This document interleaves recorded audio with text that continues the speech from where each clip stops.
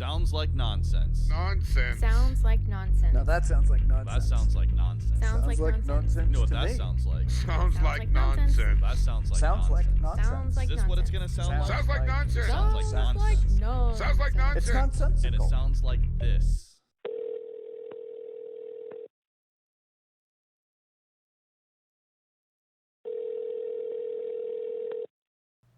Yo, welcome back. Yo, Hello. Hello, yo. hello. How's it How was going? the lake? The lake was beautiful, man. It was awesome. Yeah. Absolutely We had gorgeous. we had a great trip.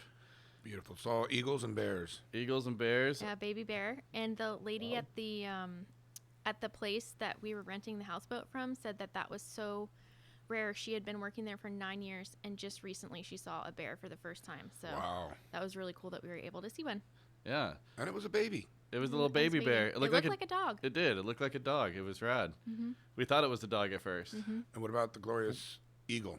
Yeah. Saw a bunch of eagles, actually. Slow motion right over us. Yep. And then one came out while I was fishing and came out, put its claws out like it was going to grab a trout right out of the lake.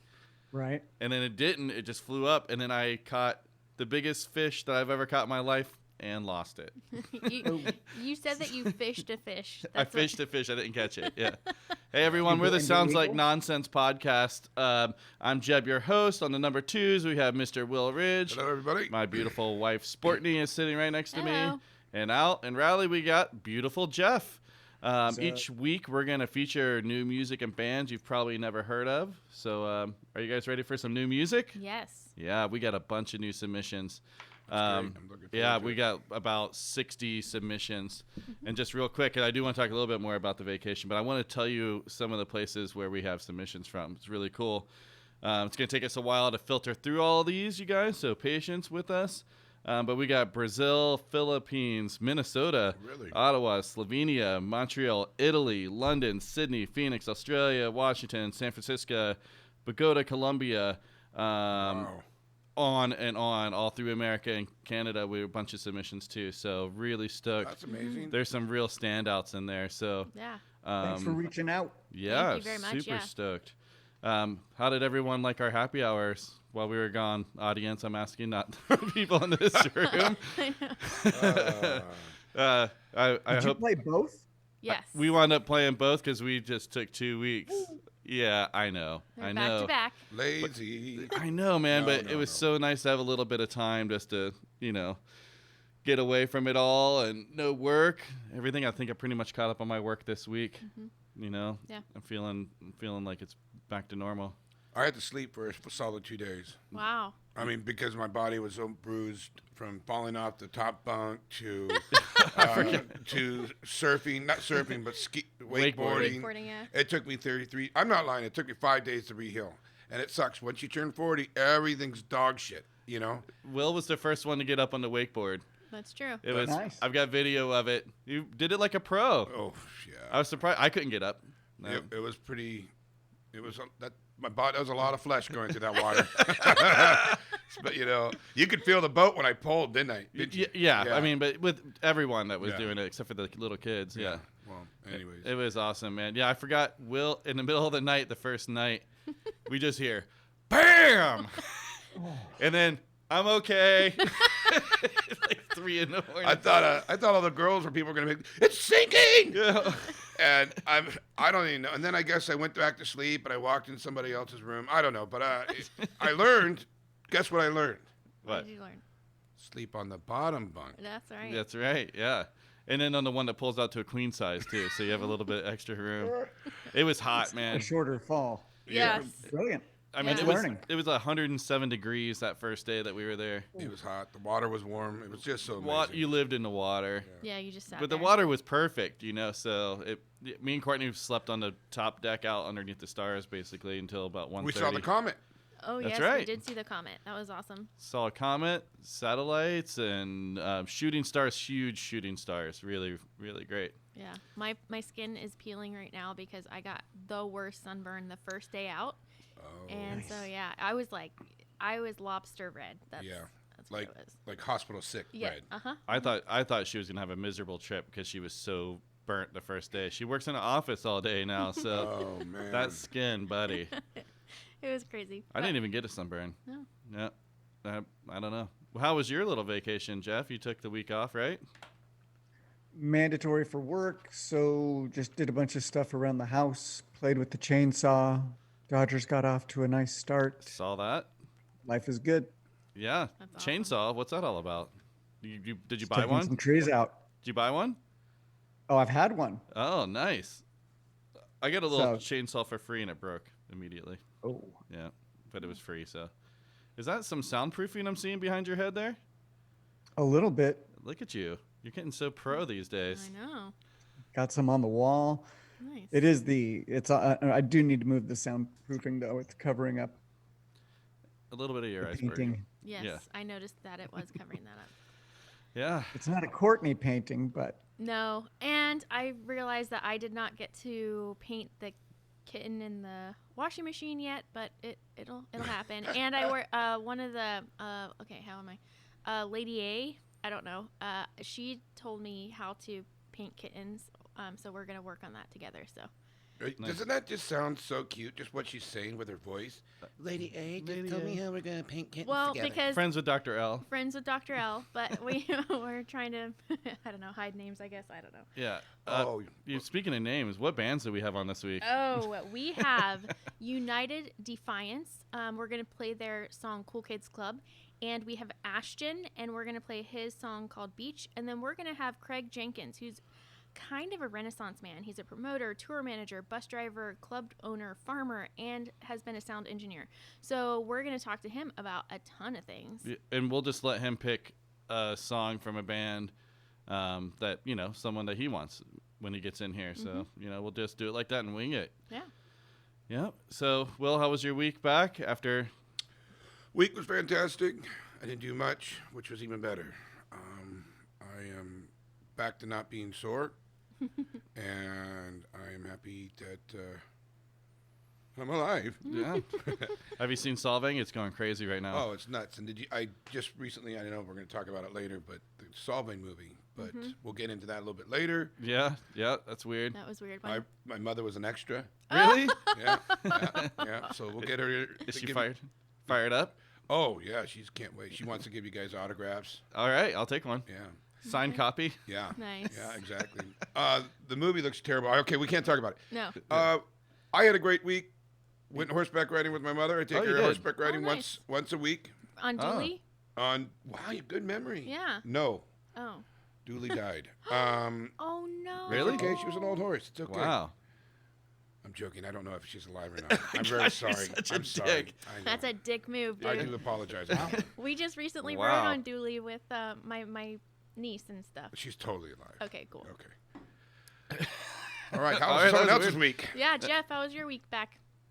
No, that he just had his I week just played vacation. with the chainsaw. Oh, just Yeah. played with a chainsaw. Well, Okay. I got a couple more things to talk about on the vacation. So Well, I have something to talk about that I felt like I almost was gonna die in the middle of the night because Jeb threw me off of a jet ski on the vacation. So then 3 days later, I had talked about having. So you're riding on a jet ski together? Yes. Mhm. Okay. Yeah. You're And- on the back. Got it. Okay. On the back and got it. So And Will did this move right here. And so I tried for the donut at about 40. I was like, come back.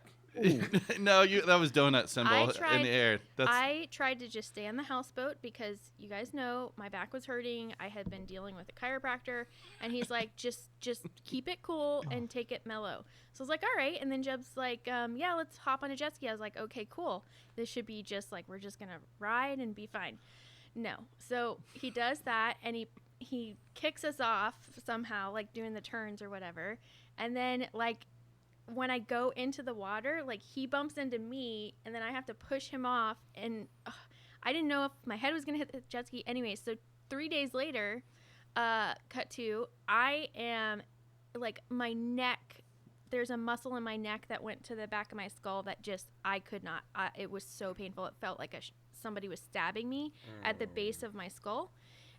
So that happened for 3 days. This is not my fault. I don't know. I don't like this version at all. But no. not how I remember it. It was because that was the trigger that I had already been having back issues and then it just went up. So anyways, Yeah. So It was fun. What she's saying is riding a jet ski was a lot of fun. It was fun. And she didn't know how to balance correctly, so she made us fall off. No. I was laughing in the air as we fell off. It was the most fun part it of was riding the jet ski. Fun, but it still took its consequences. Took its toll. Took its toll. That's You're what I such meant a to dick, say. Jeb. I know. She painted me out to be some I monster. didn't. You knew my back hurt, No. and then you threw me off purposely I because guess I Will did. told you to do a donut. No. This is Will's fault. I'm just saying the consequences. It hurt. Yeah. Well, so while we were gone, too, I overheard some conversations Oh. I wanted to talk about a little bit. But so I go to this brewery right outside of Shasta. Just they had outdoor seating, whatever, and we were just looking for something to kill an hour's worth of time. So, we're masked up. We're doing the whole thing. Go in. Like, there's nobody in. It's like one person at a time goes in. You order your beer, and you go and sit out in the courtyard, whatever. So, and it was hot. Like I said, 107. So he's got all these air conditioners and misters and all this shit. But so never been there, or a flight of beers, Mm-hmm. And he's like, oh, we have a $2 food charge, because we have to serve food. Right. And I was like, okay, well, what kind of food do you have? Well, we don't have any food. What? So I was like, not even like a bag of chips or something? Nope. But you're charging me $2. Yeah. So he's like, you can take it next door to the whatever restaurant. I'll try to keep it as ambiguous as I can. And they will take $2 off your order. And you can bring it over here and eat. What? Okay. But still, like, what a fucking... that's not even a loophole. That's just cheating. It's just cheating. Like, if he had chips or... Yeah. Grab a big thing of Chex Mix from Costco and pour a bowl. There you go. There's your $2 food, Right. So he was making money, and then the restaurant had to take $2 off their bill. I'm sure they had something worked Yeah, out. they had a yeah. But still, what you go in, I only have beer. Here's but you got to charge you $2 for food. That's interesting. It was a weird move. Mm-hmm. But the restaurant next door doesn't have beer. I think they did. Oh. I'm almost certain they did. Yeah. I mean, Yeah. it wasn't his craft beer or whatever. It was good beer, too. But by the way, actually, I don't like IPAs, and they were really good. I was like, this is actually an IPA that I can drink. But while I'm sitting there, there's two women sitting behind me, me and the boys. And Oh, I forgot about this. I guess they thought people couldn't hear them, and I'm pretty hard of hearing. But they were kind of yelling it when the guy went to the bathroom. The one chick was like, I have to fart so bad. Oh, Jesus. And they're like, oh. Welcome back to Sounds Like Nonsense. And I was like, uh-oh. I heard fart. Maybe that's just what piqued my, sonar. And then they start talking about, like, oh, I'm just not comfortable to fart in front of him yet. Like, this relationship, whatever. Like, and one girl's like, oh, I've got a lot of tricks. Oh, my God. Got to go outside and pretend that, like, you got to take a phone call and fart. Go to the bathroom to fart. That's Courtney's move. Yeah. What did I say to You said, Riley one time? you said, I fart in a bathroom like a lady. No, I said, Riley, go to the bathroom and fart like a lady. That's what I said.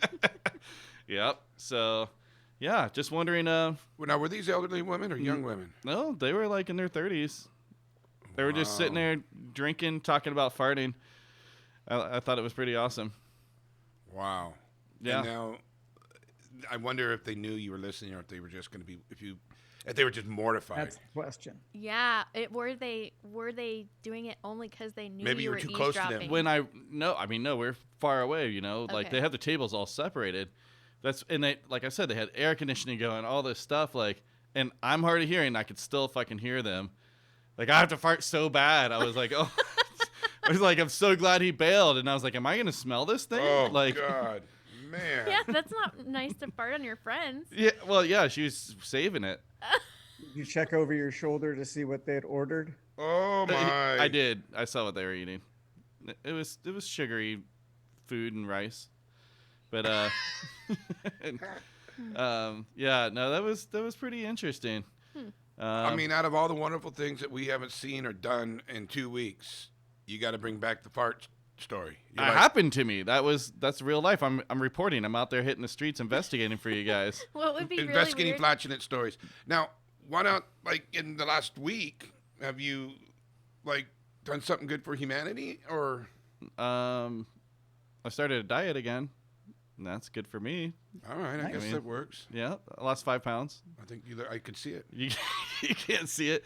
Although last night we went to a friend's house for dinner, and I didn't want it because you guys know how picky I am with eating already, and they already know all that stuff, and I didn't want to add. Oh, also going back to keto, so please, work around that too. So, But they made a delicious dinner. It was so good. And like we bought houses around the same time, but they bought a house with property, so they did a tour of their garden, their vegetable garden, all of their trees. Like, it is amazing. Their chickens came up like little pets to like say, hey, how's it going? they got a full little farm going on over there. Yeah, it's cool.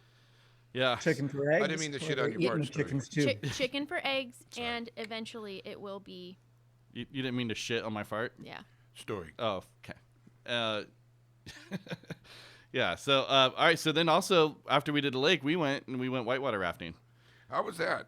It was really fun, man. The river's pretty low right now, so it was more just rafting with a couple little spots where they're like, okay, hold on. But just really beautiful up there, almost to the Oregon. So what river was it?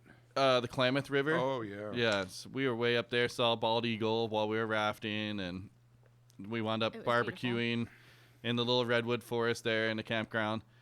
Right afterwards. Very hot, right, still? It was pretty hot, but I mean, we're in the water, and once you got out and the sun was kind of going down, we're like last minute barbecue. Right. I did it with my fingers. I didn't have a spatula. I was Ugh. like, I can do corn on the cob and burgers with my fingers. Yeah. So yeah, that was It pretty was nice. great. It was great. And then just talking to the kids and all that kind of stuff. It was nice. Well, good. I'm glad. When are you guys? When's the next trip coming? Phew. That's January. That's gonna be it for a while. I guess probably till the 40th. Right, Thing. exactly. if that's still a possibility, we'll see. Yeah, I don't know. I think I might have to go back to the Colorado River because I don't want to get on an airplane anytime soon. Yeah, and you can I don't drive think. there and do the whitewater rafting. What do and you it's think, Jeff? outdoors. You're gonna be flying within 6 months? Ooh, I really want to see my mom Yeah. and my family, but yeah, it's a toss up. I know. If there was something urgent, I'd get on a plane. But until things change, I'm in no rush. Yeah. I have a Bummer buddy. is the deals are great. It's Yeah. cheap to fly out to California right now. Yeah. What are they? Have you looked? $200, Oh, What? dude, fuck. Wow. maybe 3. Yeah. Yeah. Just roll the dice on dying. That's all. Right. Oh my gosh. My buddy just flew, and he's totally into not. He's a germaphobe too, Oh wow. and he flew, and he did say that the airlines are stepping it up, and I like how the UV. I mean, everything in there is clean, and like the air that goes through the system. He said some big word. Like a filtration system. Big old filtration system. Right? Well, I mean, like. Anyway, just to give you just a little bit of a heads up. How Yeah. crowded was this flight? Not so. Yeah. It seems like They if made you- sure of that, one person per, aisle or not aisle, but like every 3 seats or something. checkered them or something like that. Yeah. Wow. But you always get sick on an airplane anyways. Like, that's the one thing my mom was telling me. She's like, every time I go on a flight, I get sick. So if that's the case pre-COVID, then, I know that they're doing the safety procedures and stuff, but just odds are. It's Tell that your mama recycled to air. load up on her vegetables before she flies. There you Yeah. go. She is a vegetable eater. She eats a lot. Yeah. All right, guys. Well, it's good to see everyone. Mm-hmm. Good to be back. Yeah, we got some more fun stuff coming up, but in the meantime, let's play our first band. This is United Defiance, and the song is Cool Kids Club.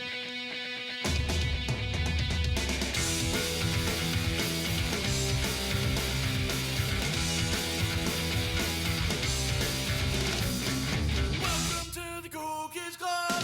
Doing the song. You have to be this punk rock to rock this fucking ride. Hey there, where you going, kid? And what's your worthy cause? The new punk rock thing to do is point out all your flaws.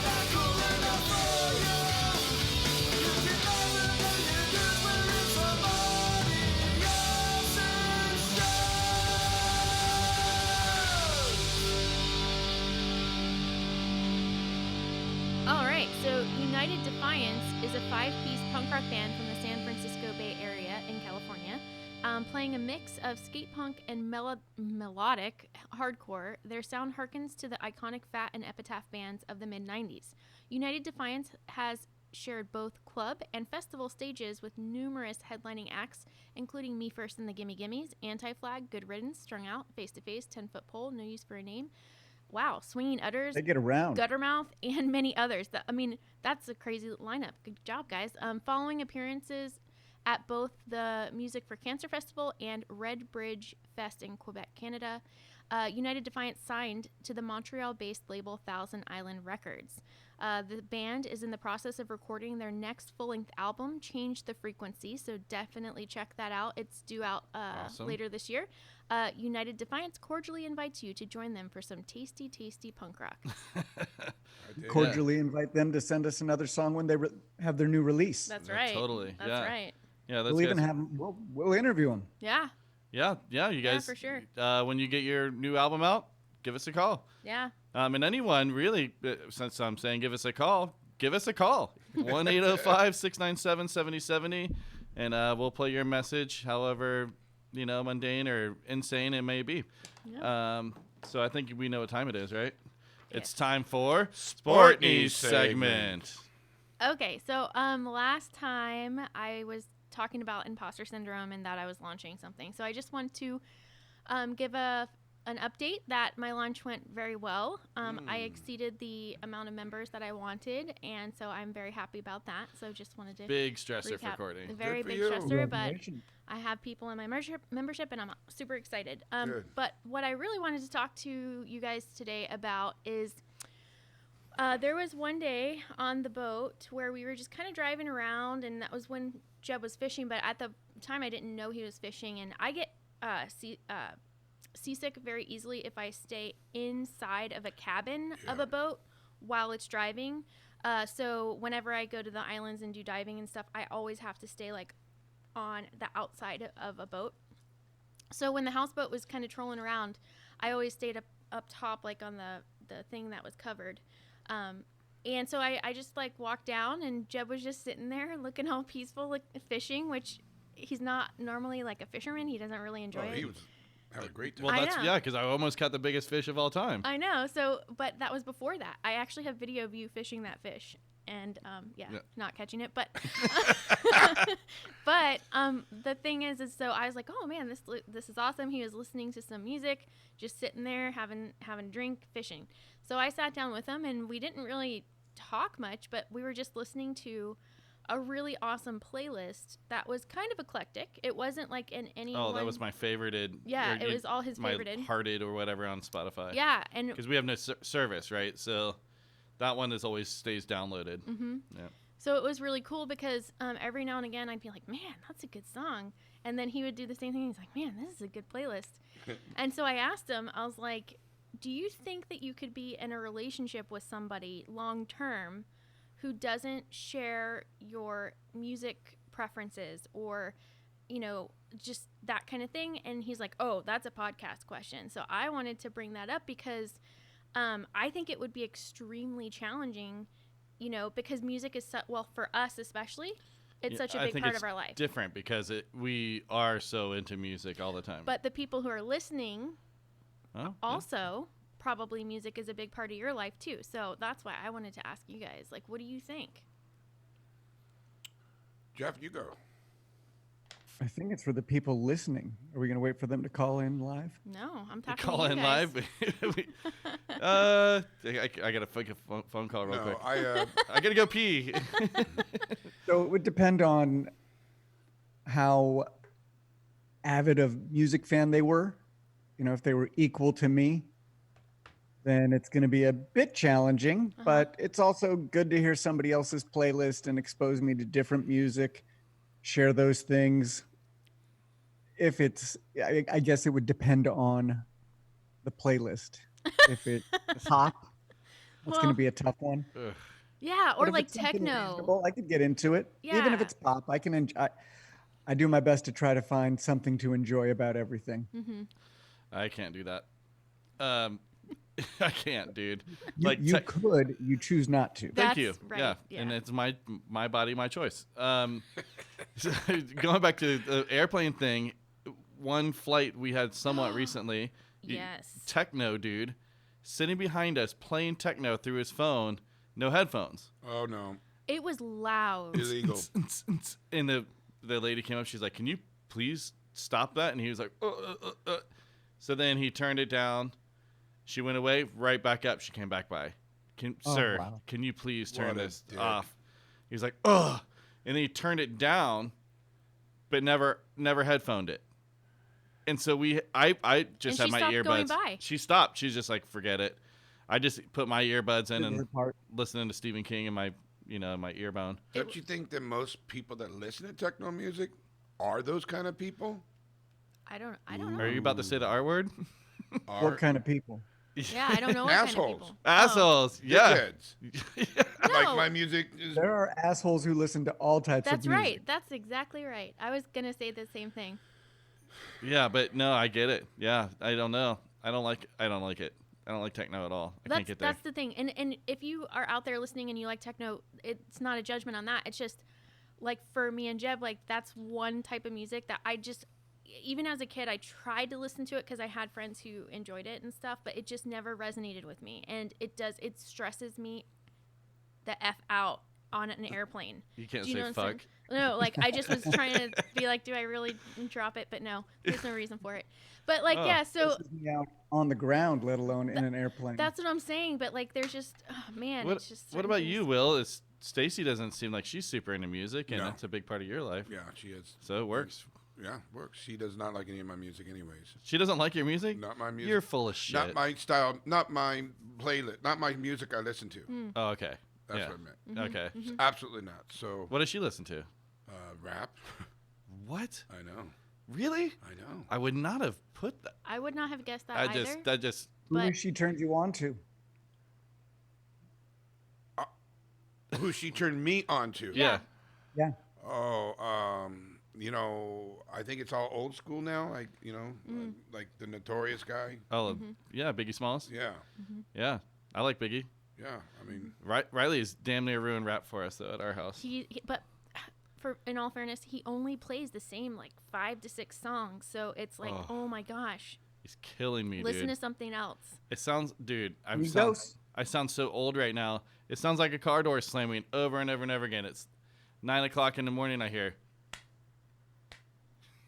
I'm like, you gotta stop. You gotta stop. jeez. It's coming through the walls. It's just the bass it's driving me That's nuts. what I tried to tell him. I was like, look, when you're listening to a music that is heavy on the bass, you have to turn it down. It just is the way it is.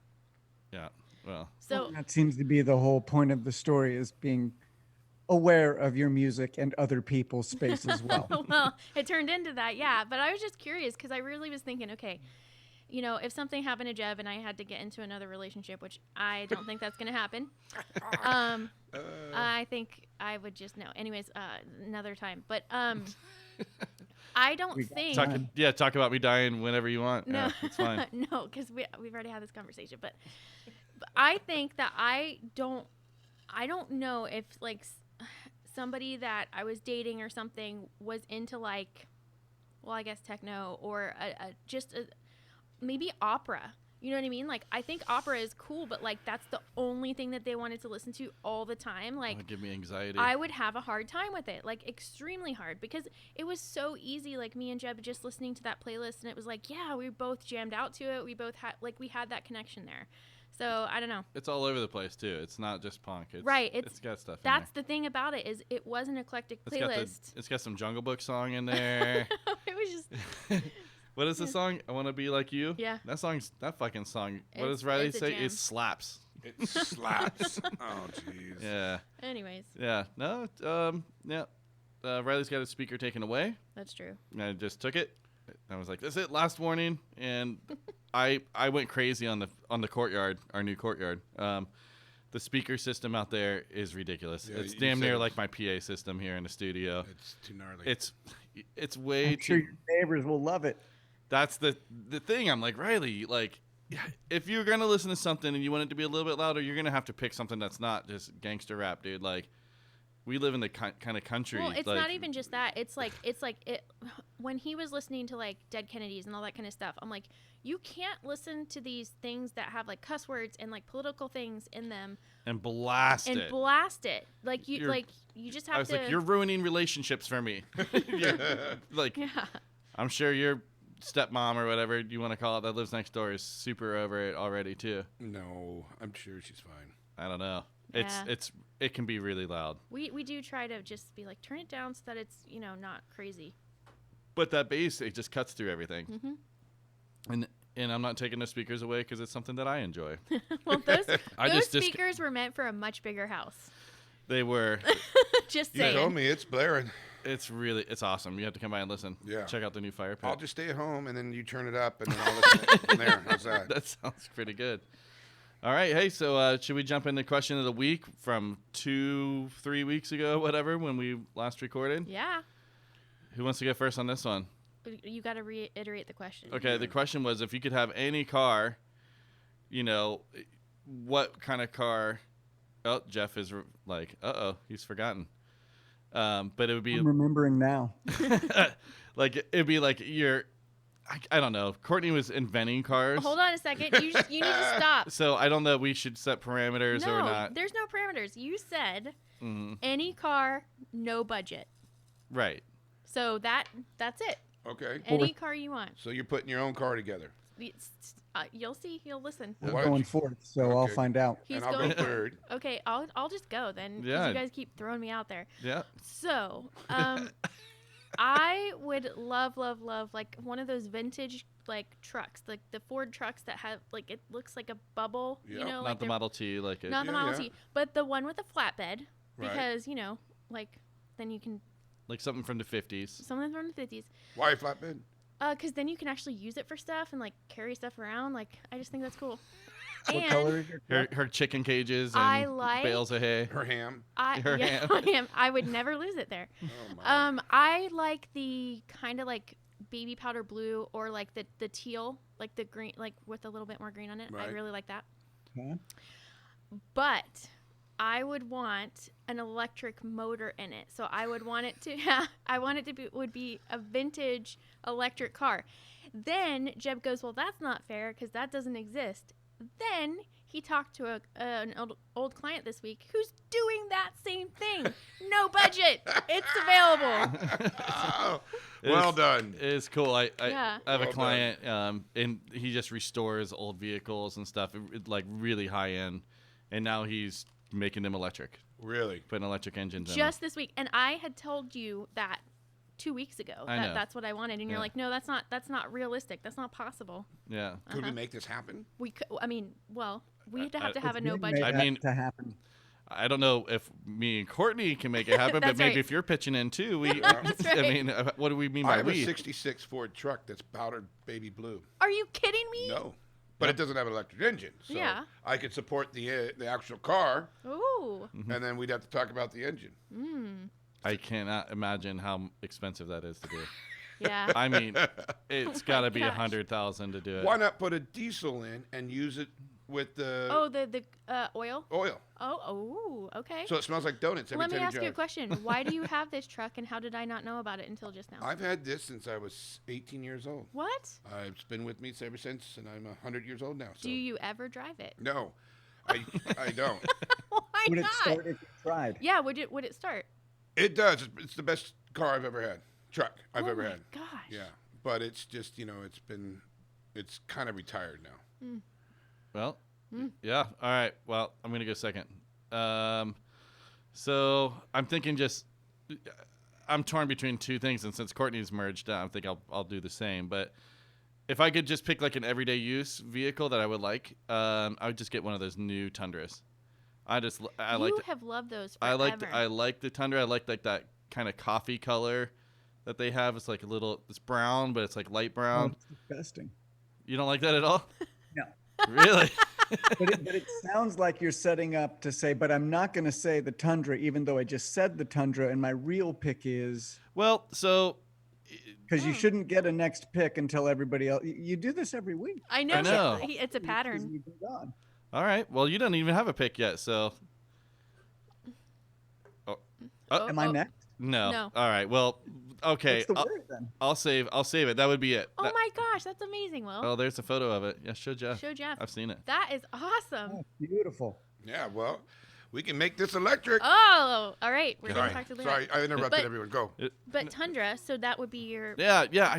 I like it. Now, is it useful for me every day? Because I commute, right? So it's Oh. not great. That's why I got rid of my big truck Right. and I bought this stupid We little didn't hybrid. say practical. We said anything. Right. No budget. Yeah. Right. So I would just get a really nice Tundra. That would be. I'm not a car guy. I know, but I'm giving Yeah. you trillions of dollars, and you go, I'll settle for a A Tundra. Tundra. Yeah, pretty much. Wow. Yeah, like that's the thing. Okay. We had a anyways, Dig the Tundra. We lived next to a very famous movie star for a long time. What did he drive? Tacoma. That's Yeah. right. You know, so just with like a shell on it so he could put his dogs in there. And this guy has all the money and he's known as a car guy. Like Yeah, right. Mm-hmm. right. what Yeah. had. Yeah. Yeah.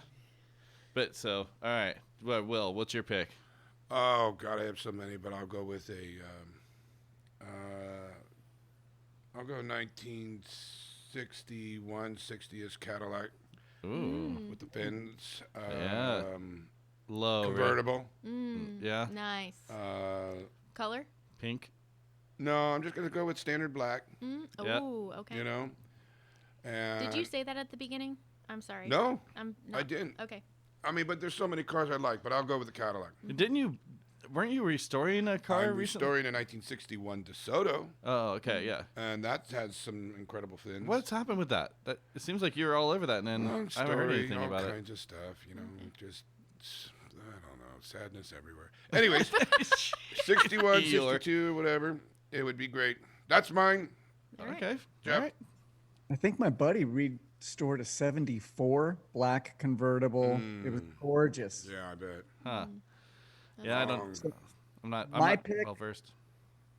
I'm going to just say I think the most interesting car out there right now is a Tesla. Yeah. Just get a super crazy high end. Let it do its, Agreed. what are they? Oh man, what's the insane mode? Yeah, I'm No, missing- no. Ludicrous. No, Yeah, ludicrous speed. ludicrous mode. Yeah. yeah. That was my second pick. Yeah. Because of Enjoy the because of the enjoy commute. that coffee brown Tundra. No, I think the Teslas are killer, man. The self-driving feature is being that I drive like, I don't know. I'm over 100 miles a day, that I drive. It'd be really nice just to put cruise control on, set it self-drive and go. In our lifetime, do you think we'll ever have flying cars? No. Available to the public. No. You got to listen to Elon on Joe Rogan. He Okay. tells you why that's not going to be possible. So, oh shit, I forgot. I was going to ask Jeff more about his Tesla. What color? Oh, have you drove a Tesla? I have not. Oh. Has anyone in here? No. Dude, I hear it's amazing. Everyone who drives one is like, holy shit, this is crazy. We rode in an Uber Tesla, remember? Yeah. That was the weirdest thing I've ever seen. Yeah. Seems like a weird move. Yeah, but Jeff, what color would you choose? I'm not even sure what colors they offer. Blue. Okay. Of course, blue. Oh, But I Dodger don't blue? think I think I only see like gray, black, and white. You know what? Yeah. I've seen that too. I saw a red one. A red one? Okay. Oh yeah, no, I have seen a red one. Yeah. Oh, wait.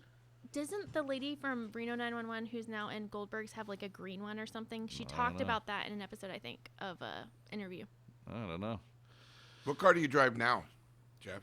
I do drive my dream car, Yeah. the Honda Element 2004. Specific year.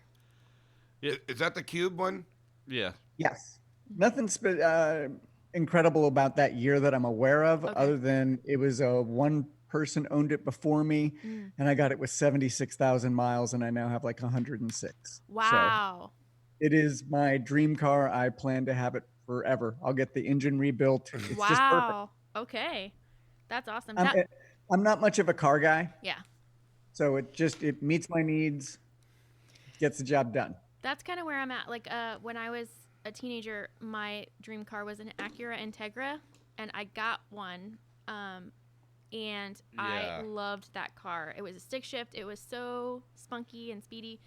And then after that, I was like, I don't really have another dream car. And now a vintage car would be my secondary dream car. You're partway there. I know. Will's got the frame. I know. That's awesome.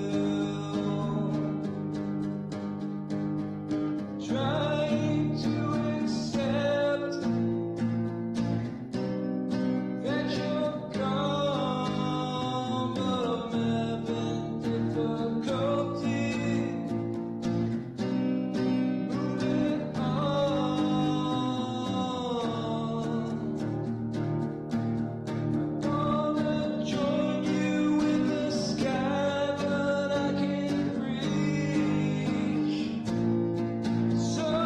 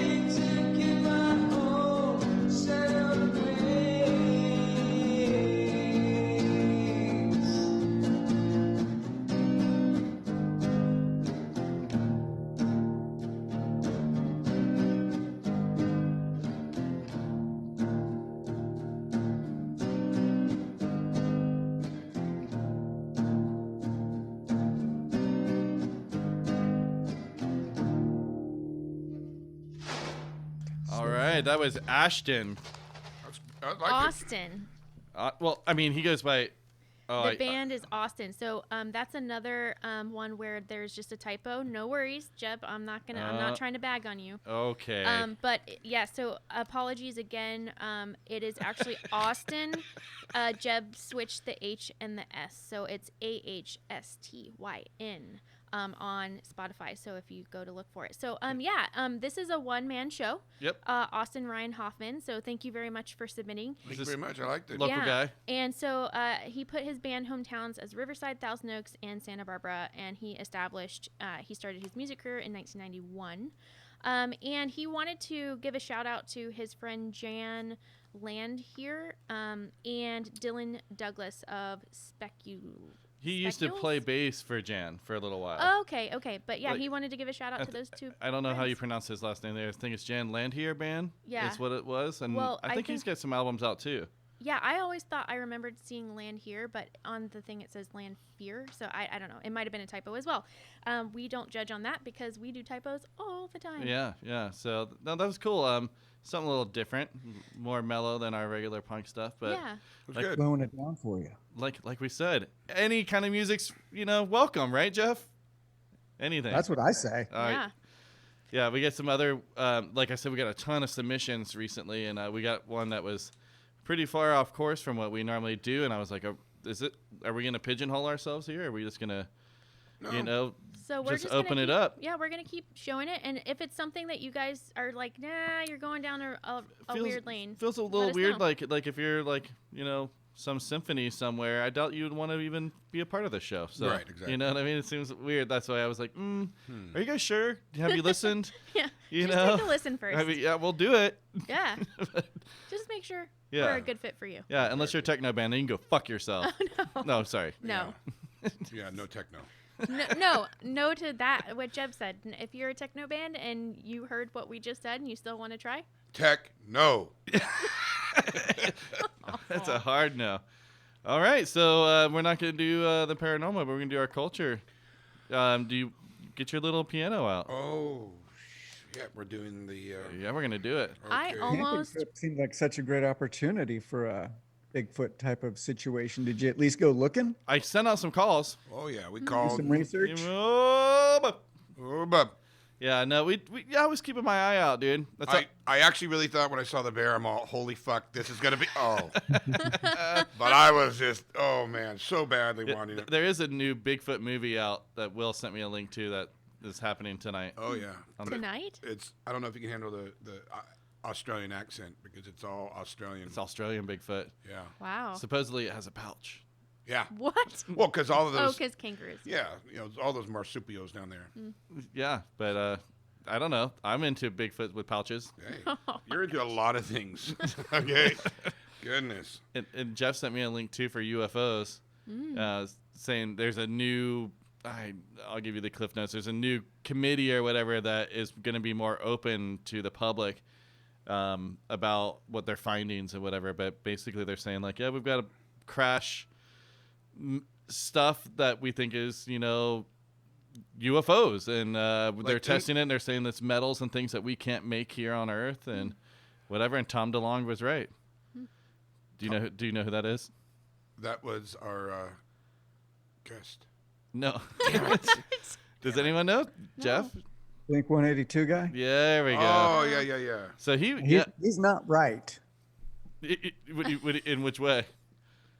on a lot of things, Yeah. but he might have said something to this regard. So yeah, I mean, just like Trump said that he'd be right that the COVID would disappear eventually. Yeah, eventually he will be right. Yeah, right. Yeah, I mean, he's an interesting, weird guy. Once again, give it back to Joe Rogan, that podcast with him on it. He was just, it was wild. I'm like, this guy, he quit making money and being a rock star to be just full-time weirdo. Wow, so he is Well, weird. when you have that That's much kind of money, awesome. you can retire and do those kind of things. Yeah, he's like, you know what? No, I'm in pursuit of aliens for the rest of my life. Okay, Yeah.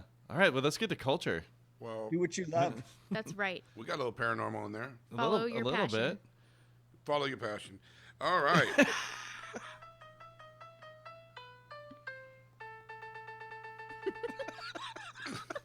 Welcome. This is Culture Corner with, God, I can't say that word. Counter of Culture with Will. Corner of culture. I guess I get too You narrow. keep saying counter. This is Corner Culture. Okay. It's corner culture. Okay. Anyways, now. I don't have very much really to say actually to this, but this is like my sister who actually came out with a book recently. Oh. It's taken her 9 years. She was basically my sister. She was the girlfriend of my brother, and she basically lived at the house. And her name is Heather Bond. She came up with this book called AHSTYN Rising. And it is actually a really interesting book. What happens is that she was going to India with her mother, and she was put in jail because she beyond to herself, she did not know that there was a clipping of a bullet. A bullet. You have a gun clip. Yeah. The gun clip made it in. Now she went through all the detectors all across the world, and yet she got to India. And they found it hidden in the umbrella. Now, it was no bullets, and it had nothing to do with anything. It was her boyfriend at the time that used it to go shooting in the backcountry. Oh. She used the same backpack, and she was in jail with her mother. Holy cow. Is this based on a true story? This is a true story. Wow. Okay. Oh, sorry. I didn't mean it like that. Yeah, well, This is a true story. it shows she wrote about She it. wrote about it. in It's this a book. memoir. A memoir by Heather Bond. How long was she in prison? You got to read it. You got to read it. Quite a while. Oh. And Dang. she finally read all this. Here, I'll give you the synopsis real Yeah, quick. sure. At 33, Heather Bond was on top of the world, living a real action hero's life. Her passion to push her physical and mental states led her to. You'll just have to read it yourself. Led her into extreme sports. She was a huge sports person. She worked. She was in lead with the Marine Corps? Yeah, with the Marine Corps, the Navy SEALs, hotshot fighters. Wow. She dropped off a helicopter in a remote region to face a fire. She was also, remember Gladiators, Hollywood? Yeah. She was a contestant on that. Wow. Oh, gladiators. I think you said cunt test. I then. did say it. I'm just sweating and getting nervous, and I wanted to pronunciate. She's not a cunt-tater. This is so... He She's put not a it- cunt taster? You put it in the mind. Oh, I know. I'm sorry. I had to It's drop okay. those little Just take a seeds. breath. Just take Okay. a breath.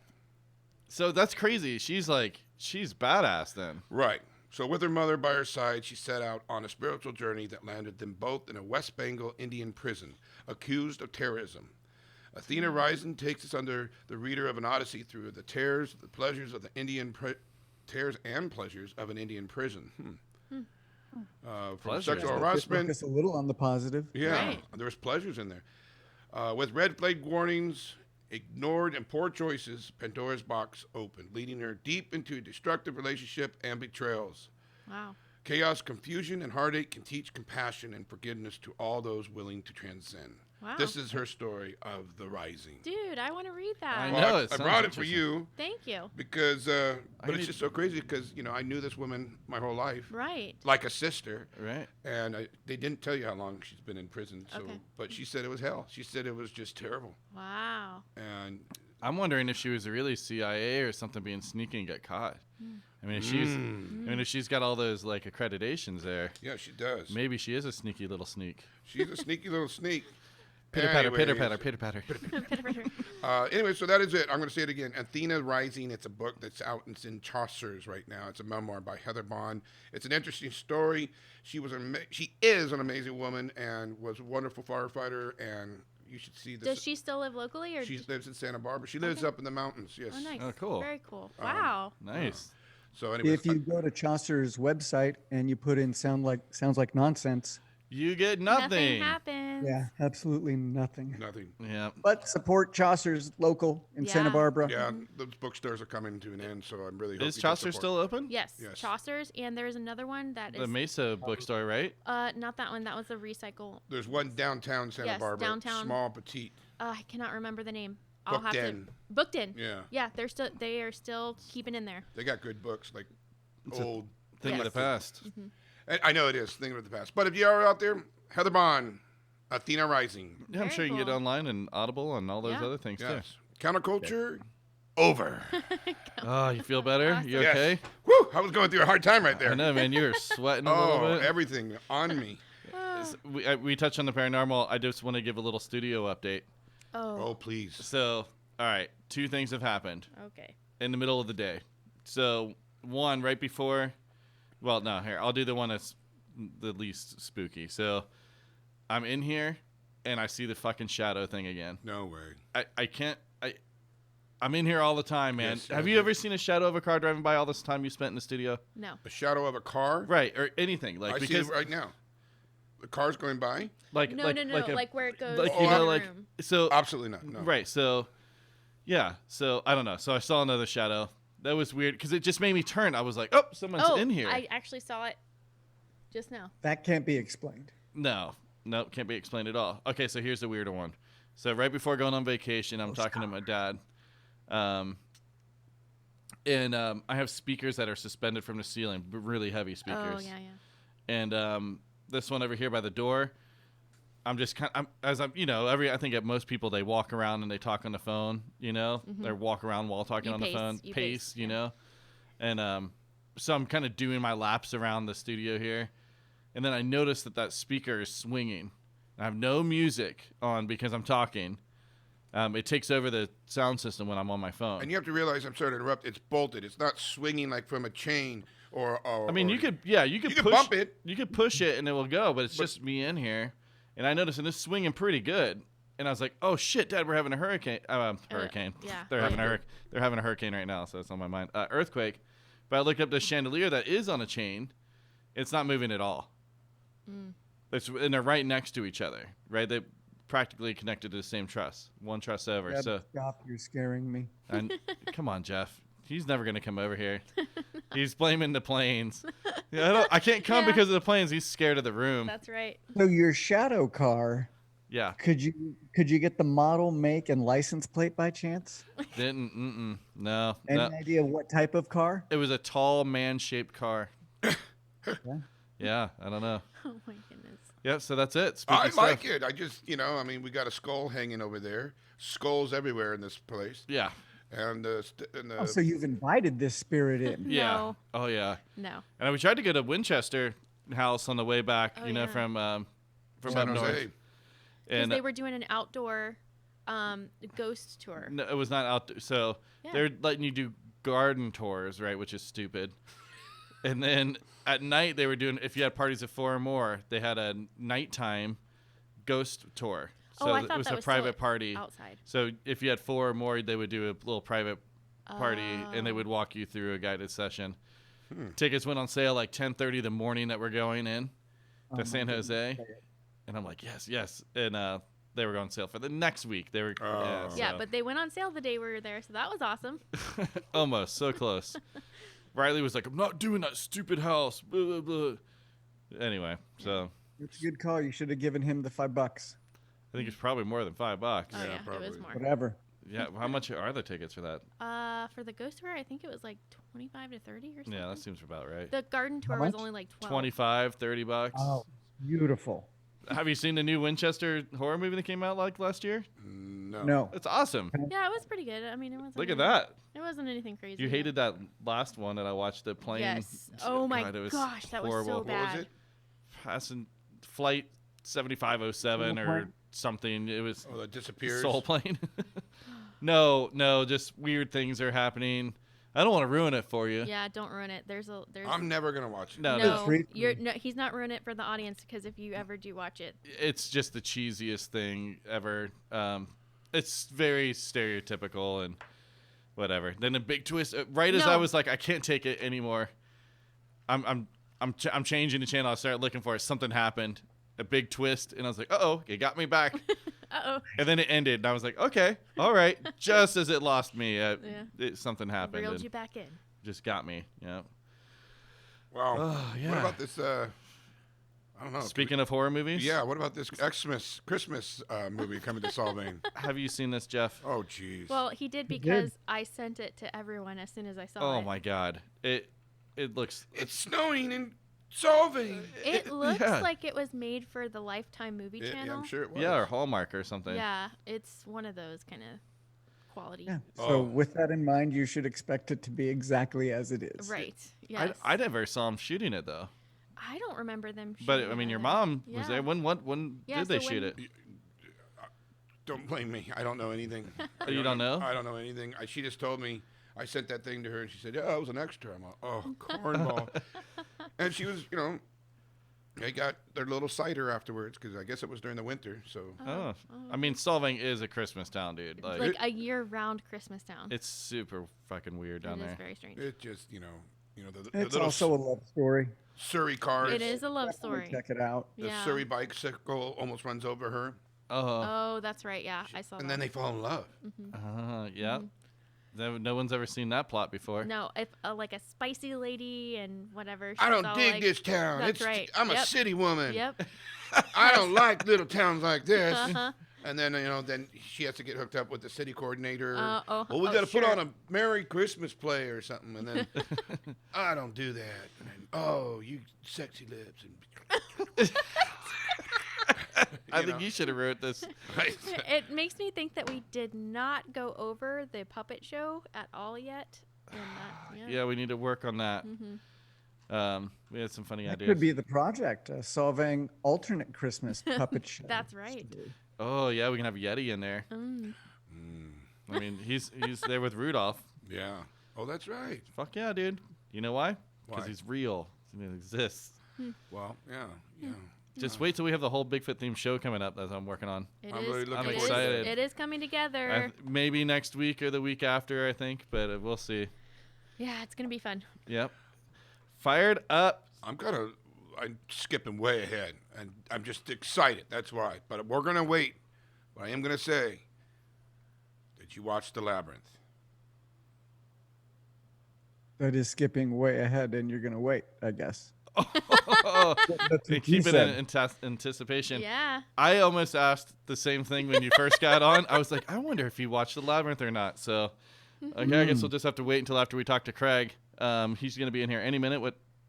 Yeah. Oh, we got a little bit of time left. Yeah, we got a little time. So, yeah, I wonder what song he's going to play. I know he's been riding along with some really killer bands for a long time. And one of them being Frank Turner. Frank Turner. And I know that Frank Turner and I just almost said Fat Mike, but Fat Records and NOFX, they just put out a split together where they played each other's songs. That's right. And where's my vinyl, Fat Mike? I need that. But I got the digital download yesterday, and Oh, yeah, it's cool. pretty good. It's about what you expect from hearing the teaser songs.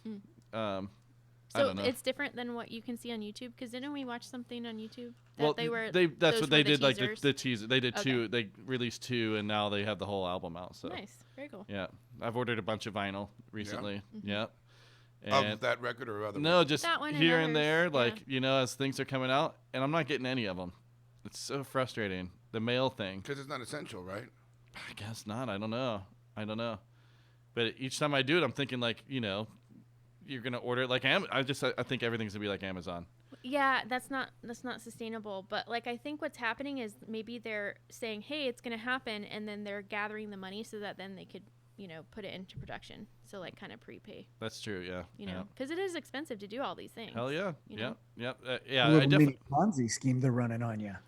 I've had it happen, dude. I don't know. Maybe I've ordered stuff before from smaller labels or whatever, and you just never get it. And I'm like, hey, I never got this. Yes, you did. I'm like, why would I Yeah. lie? I Yeah. really needed two of your sweaters. Right. Dude, like Right. this sweater, I can't let go of this sweater. Oh, dude, that's annoying. But okay, It was so $50 for this ugly sweater, but it was supposed to be for a Christmas party thing Yeah. a while ago, and I really fucking wanted this one. Right.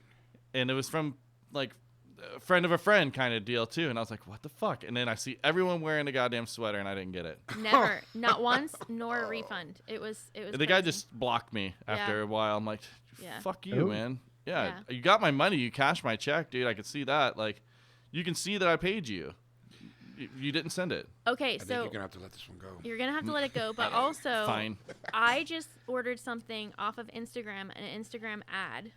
It was a cat thing, like a cat bed or whatever, for the kittens, and something completely different, way less quality came to me in the mail like 3 weeks later. And so I opened it. I was like, this is like, it doesn't even it's not anywhere in the realm of what I ordered. And so because I paid through PayPal, I'm having to like go and do a claim with them. And he's like, no, that's a good quality item. And, you know, a full size cat can fit in that and whatever. I was like, it's not what I ordered though. So I'm having to like do a whole claim thing over this stupid cat bed. PayPal's pretty good about it.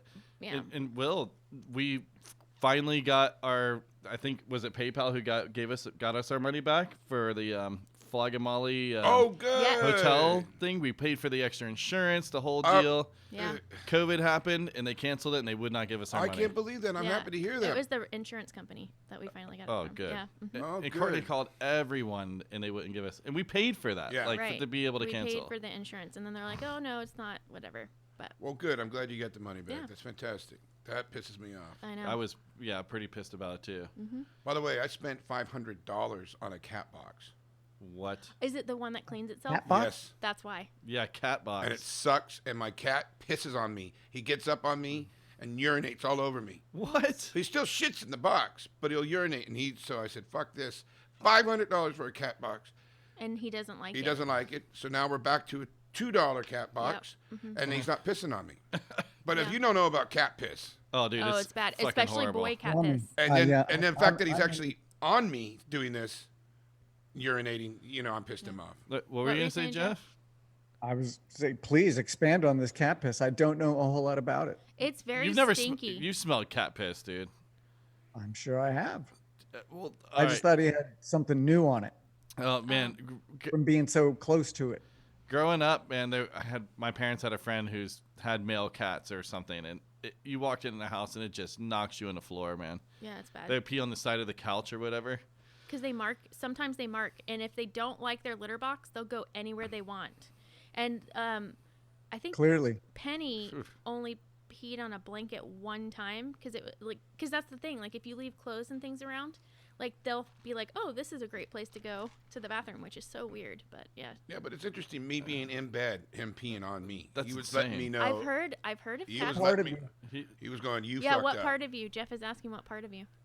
My legs. I'm all, what's going on? Warmness. Oh, You thought he was How coming did up to cuddle, Oh, and yeah, he I'm all, hey, buddy, how you doing, bitch? Oh, So now the $500 piece of plastic is outside, just rotting away. nice. That seems right. All right, cool. I'm not sure how we got here. Sorry, well, guys. cat piss talk. Yeah. So, yep. All right. Well, Craig's going to be here in a minute. I'm going to let him pick the song, and we'll just go from there. Yeah? Yeah. All right, cool.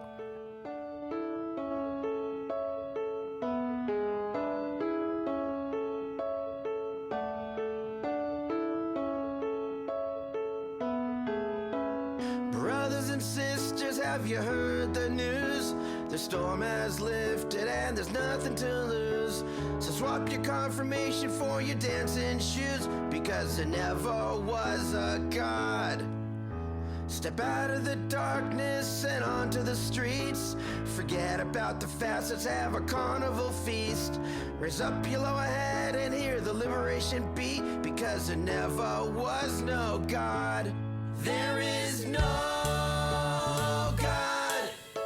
So clap your hands together. There is no God.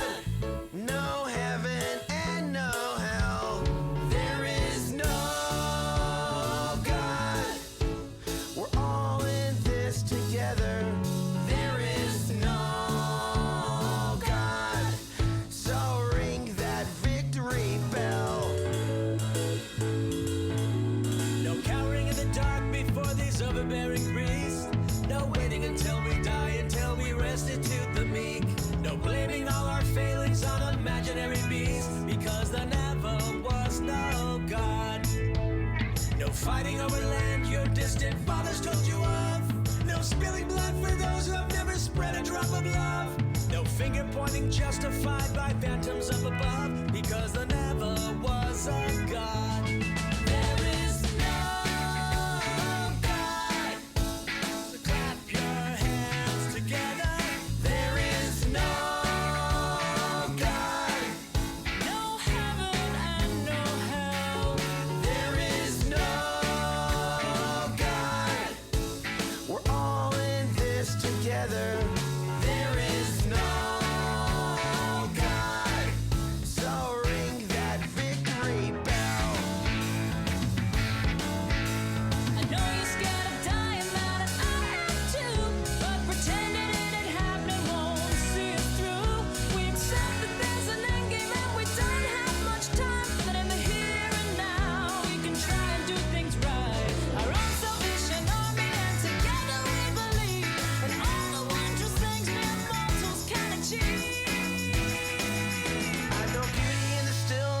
cathedrals in the day. I've sung glory, hallelujah. Won't wash my sins away, but now I'm singing my refrain, and this is what I say. I say there never was a God.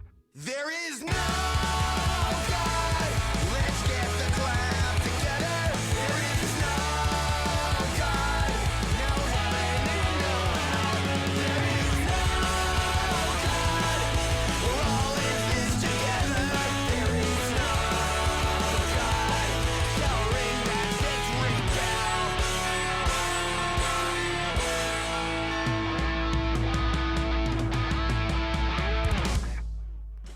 Yo, all right, that was NOFX doing what is it, Glory Hallelujah off that new I feel like I split could with do a Frank soft Turner. shoe routine to that song. A what shoe? Just a little soft shoe dance, a lot of So- shimmying of the hands. What the fuck are you talking Is about? that like tap dance? A little bit, yeah. Okay. Soft shoe dance. It just had a nice slow beat to it. Yeah. All right, that was Craig Jenkins pick. He's in the house right now. Welcome, Greg. Thank you very for much. having me. Yeah. So that album just came out, right? Like, A day or two ago. yeah, right. And you got that on vinyl? Well, I pre-ordered it. Pre-ordered it. Yeah, I got the digital download, but I haven't Awesome. got the vinyl yet. Yeah. So let's just start with who the fuck are you? And like, tell everybody like you. Let's just get that down right now. We've kind of prefaced it, but Yeah, I mean, my name is Craig Jenkins, like you said. I owned and operated, started Velvet Jones in December of 2000 until very recently, and we had a good 2-decade run of 2 live decades. music in Santa Yeah. Barbara, of which both of you have played there on Yes, it was fantastic. numerous occasions. So, yeah, yeah, it was Yeah. the venue. Yes.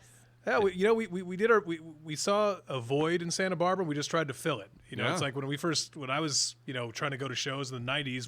We had Toe's Tavern, Right, And I yeah. think what was the Underground? Was Yeah, that- the was underground. over there. The living room? Oh, the underground. The living room was Galita. Living room was Galita, but it didn't seem like there was just a lot going on as far as avenues for people to get live music in front of them, and Sure. so we just tried to fill that void. And the idea was to create a venue that was by musicians for musicians. So the idea was kind of like that whole if you book them they will come kind of thing. Right. So if the bands come through and had a nice time, regardless of how small or whether or not you were all ages or whatever the city restrictions were, that they would want to come back. And so we just kind of implemented that and rinsed, repeat for the better part of 20 years. It was awesome. I mean, Yeah. you've had some huge bands. I mean, you had Foo Fighters come through there for what was your capacity there? It was like 350. At the time Foo Fighters played there, our capacity was 299, and actually that it was the timing of that show was very interesting because the way our lease was, it was like kind of on 5-year increments, and we were coming up on the end of our lease, and I was strongly considering not renewing it because I felt like we had kicked the horse of live music as many times as we could in Santa Barbara, and it just wasn't gaining the traction and the feasibility to maintain. So Right. when I got the call that they wanted to do their show there, I'm like, okay, I think I got another few years left in me. Just because the overall reaction of that, I'll never forget the feeling when I got the phone call. It's like, yeah, we need to. They didn't want to tell me who the band was. Right. I'm like, look, dude, I've got to green light this. You got to let me know what's happening. And Yeah. so, of course, then I was sworn to secrecy, and then maybe I can count on one hand the amount of people that Sure. knew going into it, because the Foo Fighters wanted to do that thing where they announced the show on their drive up Sure. on their social media and just let people, like, first 300 people show up with $20, get a wristband. Yep. And people just was came out of the exciting. woodwork. Oh Yeah. no, Sure. I heard about it like I don't know 6 a.m, something like that. While I was in Vegas, I'm getting course you alerts were and in I'm like, Vegas. what? Yeah, my band was playing and I was like, what is happening? Wait, Foo Fighters at Velvet? What year was this? Can we cancel our gig and go back? 2011. 2011. It was January, I want to say 27th, 29th, Did somewhere it get in any? there. Did it get kind of crazy outside with so many people? Because I know just because the first 300 doesn't mean, all right, we're going home. But you know what? I got to hand it to them because this isn't the first time they've done it, clearly, because it was very well organized. Nobody was getting out of hand. I mean, the super fans came out. They all kind of had an inkling, like, okay, be somewhere in the neighborhood, because I feel like within 3 minutes of them announcing it, the line was down the street. We hit the 300 mark. The people that didn't get in were just kind of bummed, but no one was upset. Like, well, all right. Yeah. And then everyone left, came back 3 hours later, all came in, had a great time, and then that Wow. was it. Wow. I mean, we basically just kind of handed the keys and turned everything over because we're like, all right, well, do whatever you got to do. So Jeff, who do you think opened for that show? Mariachi El Bronx. That's but right. I was also going to say, once the 300 were in, there was still a small crowd outside hoping to get in. Yes, and that crowd, and normally under normal circumstances, we don't allow. The city doesn't want us to have people like looky-looing on the sidewalks for Right. whatever.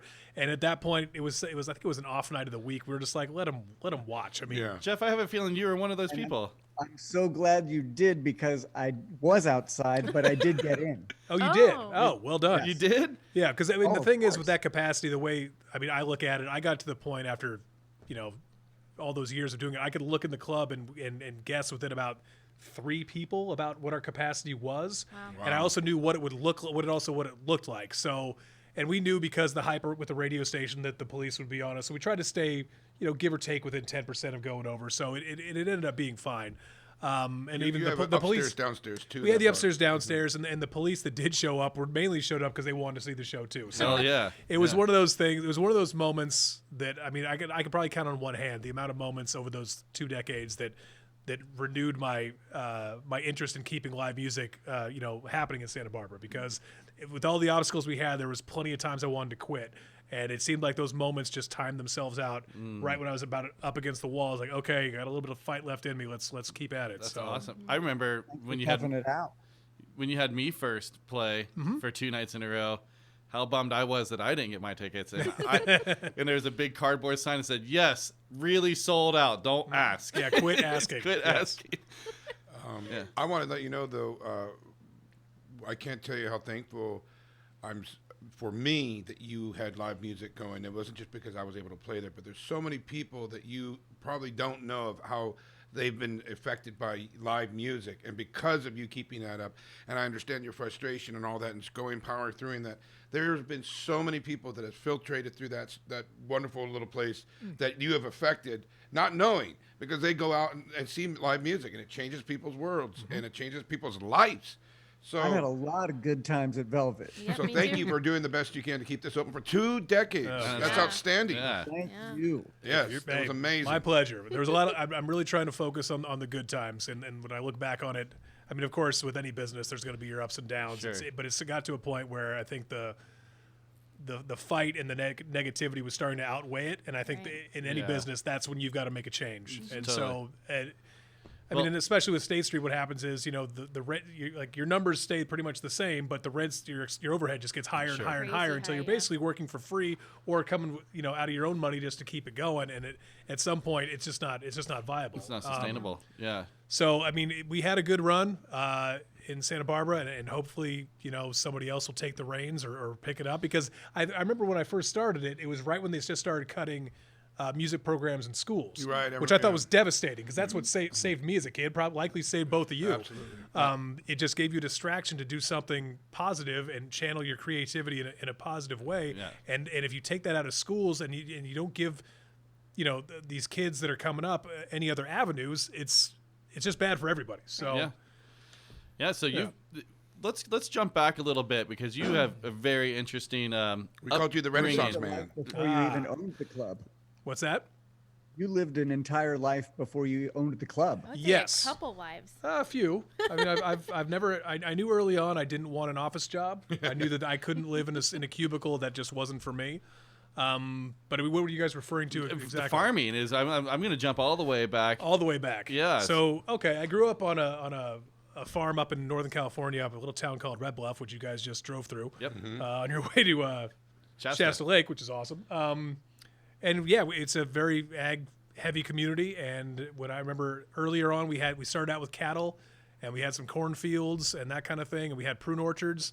And then, like anything, my dad was just trying to rotate through and stay ahead of the curve, because you have to keep staying ahead of it, because if you stay in the same thing too long, Sure. falls out of fashion, Right. and then you got to do something else. And so I remember when I was really young, my dad, we're running out of money.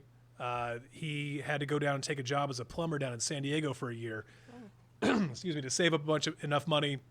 He had this idea that he wanted to turn the ranch into a catfish farm, This which is everyone interesting. kind of looked at him like, you're crazy. Like, why would you do that? But he saw the demand. That was there, because at the time, California was already overran with almond orchards, overran with Walnut. prunes and almonds and all that stuff. But And that's so also something that takes a long time. Like it's an investment of like, what did you say? 40. It's a 40-year years. commitment, and Holy so cow. so he came back, had a little bit of money stashed away, and he was able to get the land developed. And I remember he put in 3 catfish ponds, and it takes about 2 years to raise catfish from fingerlings all the way to market size.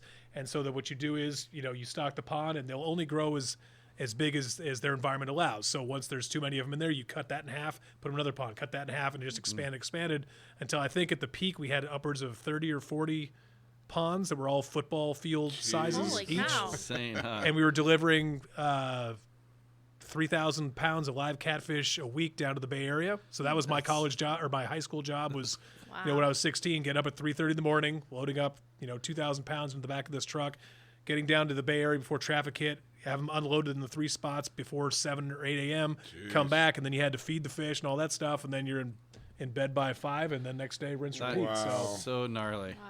Yeah, so that was that was the thing. It's like most kids were looking forward to their summers. Like, oh, summer break's gonna be awesome. For me, I was like, I got to wake up 3 hours earlier than I normally do Right. and actually work the entire time. So I just never really had much of I was never stoked when summer showed up. I'm like, oh, it But just means you more work. Learned a work ethic like no one else's business, though. Yes, that is one thing that did, and I'm not knocking the way I was brought up. I'm very fortunate in the family that I was lucky enough to be born into, and how my parents taught us that going in, and I can't thank them enough for it. Because yeah, exactly. I mean, the hard work never steered me away. It's like if there was something I wanted to get done, I knew what it was going to take, and just had to not just do it. So Yeah, That's awesome. I think that shows, man. I mean, thank everything you. that you do, and because you're always like, you notice that things need to be changed. You're like, okay, I got the venue going. This is not going to sustain forever, so I'm going to go out there and learn something new and jump into new stuff. And so it seems like you are always holding down 2-3 different at jobs. least. You get the Bill's bus going. Oh, that's right. And then you're out there tour managing, driving, sound. monitors. Yeah, I had a wedding DJ company for about 9 years. Oh, I didn't know just, that. Yeah, I mean, I think what it is what that taught me growing up and then into college was just like being able to find just opportunities. And I think did we touch on one of the first shows I ever kind of was part of putting on, or did I want to save that one? Listen, here's what there's Oh, was you've got the list of question things. that you said. I won't talk about it last time, but you Okay. said save it. Ask me what were the shows you were putting on before Before Velvet. Okay, yeah. That was your That my was question. the quick question. Yeah. Sorry that didn't flow the way I'd hoped it would, but Yeah. so what had happened was that one of my earliest memories of just gathering people, because I went to UCSB, and I felt like 90% of what I learned in college I learned on the weekends, which was basically how to get people together and Sure. gather them in a positive way. And this guy, and I just started working downtown, so I knew I was bartending, and I knew how to do sound, and I was doing security and all that other stuff. And a friend of mine had put on a show. Now, keep in mind, this is 1996 or 7. So this is pre-iPhone. This is pre-social media, Sure. pre-all that. And so what he had done was he had booked a backyard show at his place on DP or one of those Right. places in Ivy. And it was Sublime, and it was Slightly Stupid. Yeah. Now, keep in mind, back then, I mean, Sublime was up there. Slightly Stupid was kind of just getting started, but it was Sure. all along that same vein. And so we got the word out. We put posters up. We did the whole thing. And my job was to collect money at the front, as people got in. A friend of mine, Asaf, who's worked downtown forever, he was bartending.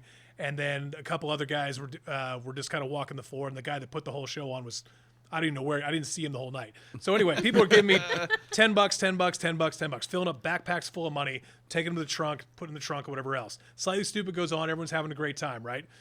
And then all of a sudden, as their last song was happening, all of a sudden the police show up, which you kind of figured, Yeah. fair enough. Yeah.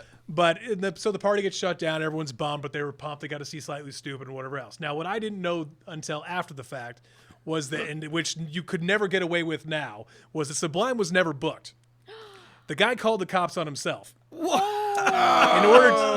order to get, and because I think at the time he was buddies with the guys in Slightly Stupid, and he was trying to get their music out there. wow. Now you got to admire the genius of it. brilliant. I That will was give it to brilliant. him. It was brilliant, but I was just like, dude, you can't. That's terrible. But I'm all, this is the other side of the business. I'm like, that's not how you do shows. You book shows, you would get sued for doing something like that today. Oh yeah. I was just blown away by it, but I did respect the creativity. That I'm like, was okay, you know creative. what? That's pretty slick, That's because back then wild. you couldn't go online and be like, wait, is Sublime playing in Right. Santa Oh, Barbara? sure. I have no idea. Yeah, there's no social media to tag No. them in and be like, "See you tonight." You know, Right, or and stuff. the funny thing was nobody had a bad thing to say about it. Everyone had a great time. Right. They felt like they got their $10 worth, and I'm sure they got free beer or whatever. They may have set up an illegal bar inside, because I actually think they were charging for drinks. This guy was well ahead of his time. And I remember after we talked about it last time, I was like, what the hell was that dude's name? Not like I want to roll him off the bus, but for the life of me, I can't think of it. right. He's one of right. Trump's advisors, right? Yeah, now. dude, I was just like, you know what? Good on you, man. Well played. Wow. But yeah, that was one of the first gatherings that I was a part of, and I think what came out of that was that I saw that there was a need for it. There was a demand that, Right. that people need, whether they believe, I mean, not all people, but I mean, there is a demand where people need live music. They need to be to 100%. that connection that I you mean, get. look at what we're doing right now. Right. I It's mean, we're just- seeing these online things and whatever, but the live streams, it doesn't do it. I mean, No. it's kind of fun. We've had barbecues and watched a drop kick one, and Sure. some things like that. But You're making do given the circumstance Yeah. that you've got. But I remember early on that people were saying, oh, live venues are gonna be dinosaurs. They're gonna be a thing of the Nah. past. And I kept thinking, because of the internet and streaming and that kind of stuff, and I'm like, okay, I can see how people that maybe don't want to go out. I never thought COVID would happen in these kind of circumstances, but I thought, yeah, okay, a kid would pay $5 to watch a show, on his laptop and just save himself the hassle of going out. But there's just something about, and being front row at a Oh, show yeah. for your Yeah. favorite Oh, there's band. an energy. You don't get that anywhere else outside of probably controlled substances. You don't get Sure. that Right. Man, I mean, you experience. feel an energy, and it can be all over the place. We've all here been to more shows than we can count. Some are weird energies, but there's Right. always an energy there, and it, like probably that Sublime thing that people are just ecstatic, just so Yeah. like that excitement. They're Right. like, hey, Well, I'm gonna see. remember this, how and- huge Sublime? I mean, remember that first that Oh, album, it the was- album you're came right. out, and just like every song was a hit, one after another, Yeah, and it it's was. I just listen to it still. I really don't even think we put up posters. I think that was just word of mouth. We just said, hey, by the way, on whatever night, Friday night, it's whatever random address, Right. and people just ate it up. Like no one at that point, the art of fraudulently selling tickets to a show had never even been I mean, it's could become genius. up with. What were we talking, like 95? This would have been. I was still in 97? college, so I'm going to say 96, 97. Yeah. What? No, I'm sorry. Go ahead, man. No, I'm gonna make a drink. I Go have for a it. question. Is Sublime or half of them from Santa Barbara? No. No, not at all. We did as far as I know, they aren't. I Okay. could be mistaken. Oh, I on don't. that. Yeah. We They're did Long Beach. when I was Long yeah, Beach. that's right, Long Beach, because we did a run. I mean, after Bradley passed away, this was like 3 or 4 years ago. When I was working with Mad Caddies, we did it was Offspring, Sublime with Rome, and us, and I think there's only like maybe one original member in there. Oh, and really? And I mean, they put on great shows. It just felt like kind of like a Sublime karaoke type thing, Sure, but the sure. fans loved it. The music was great, and they put on a great show, and they're great guys. But that also kind of reverts me back to when we had, what was the name of their side project band after he died? It was some, yeah, I think we had them at Velvet Jones, and we Okay. had some instance where some dude in the band pulled a knife on one of my security guards. I'm like, What? what are you What? doing? Oh But my it's God. just stuff like that just kind of happens. Now, I don't know what led up to that, so I'm Sure, not going to sure. take sides on it, but it seemed a little aggressive for a little town like Santa Barbara. Like, Right. that just doesn't happen. What's that? I heard they were junkies. But Oh, no, they are. speculation. Yeah. They were, but even then, like, I'm not even sure which guys from the band. There was only 3 of them, and I can't keep track of any of them. I just know the singer died. That's pretty much all. And was that an OD? Yeah. Yes. Yeah. But going back to so you are working on a farm. You come up here to go to school, to Yes. college. You came here. So then, take me to the next step in your career. So, in my little town of Red Bluff, I was in one of 2 bands at the time, and all of us decided we were going to come down to school together. I went to a very small high school. My high school graduating class was 36 kids. I think 8 of us came to UCSB. Wow. Oh, wow. Holy cow. And so we came down. Yeah, it's a big percentage of it. We're like, yeah, Santa Barbara's where it's at. And so we came down, and I remember I was really interested in the recording aspect of it. And so I decided to, go through and just go through the phone book and look for recording studios to see if I couldn't get myself an internship, which is where the only one in town, or at least maybe it was the first one I came to, was Orange Whip, which, as we all know, is Angus and our buddy. at the time Mark Castleman and Tom Flowers. And I just Tom's walked still in there, and I'm like, I'm basically with the confidence, like, I'm your new intern. like let me know what you guys need done. What chord do you need rolled And up? I'll never forget, that was the first thing, was they kind of looked at me like, who's this kid? And they said I'll never forget, they walked me into a room. It had a pile of mic cables that probably stood about 5 feet tall. And they're like, you need to untangle all that. Yeah. Yep. I'm like, all right, let's do it. So Yeah. just jumped in there and just started, knock that out. It took me a couple hours. And then they're like, I don't know if they were impressed by that or not, but what ended up happening with that was I was more interested in the live sound engineering versus the studio sound engineering. I mean, you could learn both. They're both kind of different animals, but I remember sitting there, because like Toad the Wet Sprocket came through to do one of their records when I was there. Lagwagon did their double platinum record when I was there. That's an awesome album. And I remember sitting there going through it. It's like, it just seems so repetitive to me. Like you had to go through and retrack the same, like, 8 seconds. I mean, you've recorded, so you know how that goes. And I'm like, maybe it's the ADD. I don't have the patience for this. I like the challenge of the live event. So it's like I basically got them to help, or I convinced them to allow me to build up their PA rental department. Because at the time, not a lot of places had stages, but places like Creekside wanted to do shows. Sure. Yeah. But they didn't have a PA. So they're like, all right. So I put it out there and they let me kind of take that over. And I did that for a couple of years and then just kind of got my chops going as far as studio engineering went. And I was doing the live stuff as well. And then fast forward to, so then graduated college, got a job. I was working downtown at bars and restaurants up until I was about 24. And that's when the opportunity of starting up my own live music venue came about. Yeah. Which I always credit Tom and Angus. I'm like, if it wasn't for you guys, there would have been no Velvet Jones, because had they not taken me in and were welcoming with my, I didn't pick it up as quickly as I could have. I mean, it's a difficult animal. it's That's why they call it tricky. engineering. It's not for everyone. Sure. Right. Well said. Yeah.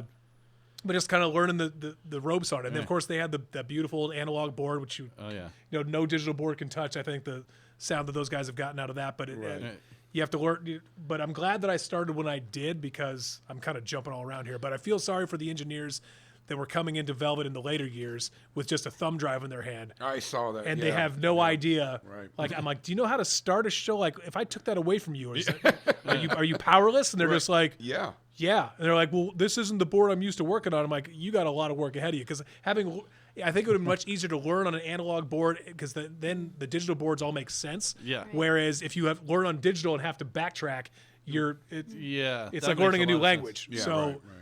I don't know. And going back to where you said, you prefer to do the live sound instead of the recording sound, it takes a certain kind of person to not only just have the patience to sit there and take that track over and over again, but be nice to the person that's fucking it up. Yes. Because I love recording and doing, I do all the editing stuff here, but like, I don't know how to talk to people in a nice way Without being condescending. Yeah, I'm like, Yeah. oh, that was a good try, and don't placate me, like. And making people feel bad, 'Cause because you're not Angus- going to get any kind of good result. from Angus is making a them- Right. genius at that. He's He makes you amazing. feel good, And that guy like, never ages. I still don't I know what know. he does, but he looks exactly the same now as he did 30 years ago, or no, I guess 25 years ago when I met him. just rocking the painter's pants and He's rad. in his broccoli farts.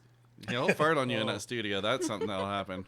So I want to I know we've already talked about this, but I just want to quickly touch on the fact that you, out of all the places in the world you could have moved to, we are graciously, graciously proud that you chose our little valley. Oh, I love you it. moved here, and right. I mean, like, literally moved here maybe even less than a month ago. That's correct. It has And we been are less so than a proud month. for you to be a Valley-an. Well, thank you. But Thank you for having me. You're trying to run the farm from here. Oh, that's true. right? Yes. So my How's dad that has going right gotten now? older, as dads do, and it's gotten to a point where he's trying to retire and just kind of throw the keys at me and let me figure it out. Now we have two different managing styles, I think, and One from your phone 1,000 miles away. exactly. His managing style is, you got to put. How does he phrase it? I think putting shade on the trees, which just means your shadow. You have to be You there. be there, You right? have to be there. Your Yeah. sweat has to hit the dirt. All that has to happen, and which is what I think he's done for the last 50 years. And, 'Cause and I, they didn't have the internet back then. right, I can't Right. take that away from him. And I see what he's saying, but when we go back to those, like you were saying, those long-term crops, because since the catfish farming, we got out of that about 15 years ago, and now the farm it's all walnuts. We look after our sections. We've leased out the rest. But the problem with walnuts is it's a 40-year commitment. So you plant this orchard, you wait 5 or 6 years to get a crop off of it, and then after that you'll get about 25, 35 years, if you're lucky, if you take care of it, Right. That you'll generate off of Yeah. it. And then you also, the other issue with it is the price of walnuts is, neither here, it's arbitrarily set based on, in my opinion. I mean, I'm sure there's some formula that sets what the price is. Right. But there was a strike on the shipping docks in San Francisco about 8 years back where they weren't shipping anything out to China or to Europe. And so all those nuts got pushed back in the local economy, which means the supply exceeded the demand, which means the price hits the toilet and it's never recovered. Right. So, Oh, dude. so yeah, you went from getting $3 a pound to getting 25 cents a pound. Holy cow. So you're really, it's quite, That's gnarly. challenging. That's It's huge. challenging. That's a So- huge hit. but as my dad would say, that's farming, so. But you don't know what's going to happen in the next 40 years, so it's You probably- really don't, and so it's really You got time to and wait. as the orchards age, you have to decide. It comes a time we have to rip them out and then decide if you're gonna replant again. Yeah. Which is kind of the current battle I'm having with my father now. Okay. Is do I, because it's mainly gonna be my problem. Do I have the patience to sit around for another 40-year crop? That'll make me 84 years old by the time to rip this thing out. I'm like, I don't. Holy cow. Have you ever heard of the crop marijuana? Yes, I have. Well, I mean, the definitely same heard of it, thing. yes. That price dropped huge too. I mean, Yeah. people that aren't even getting close. I don't know. I'm not up on it, but I think it's dropped about 75% too.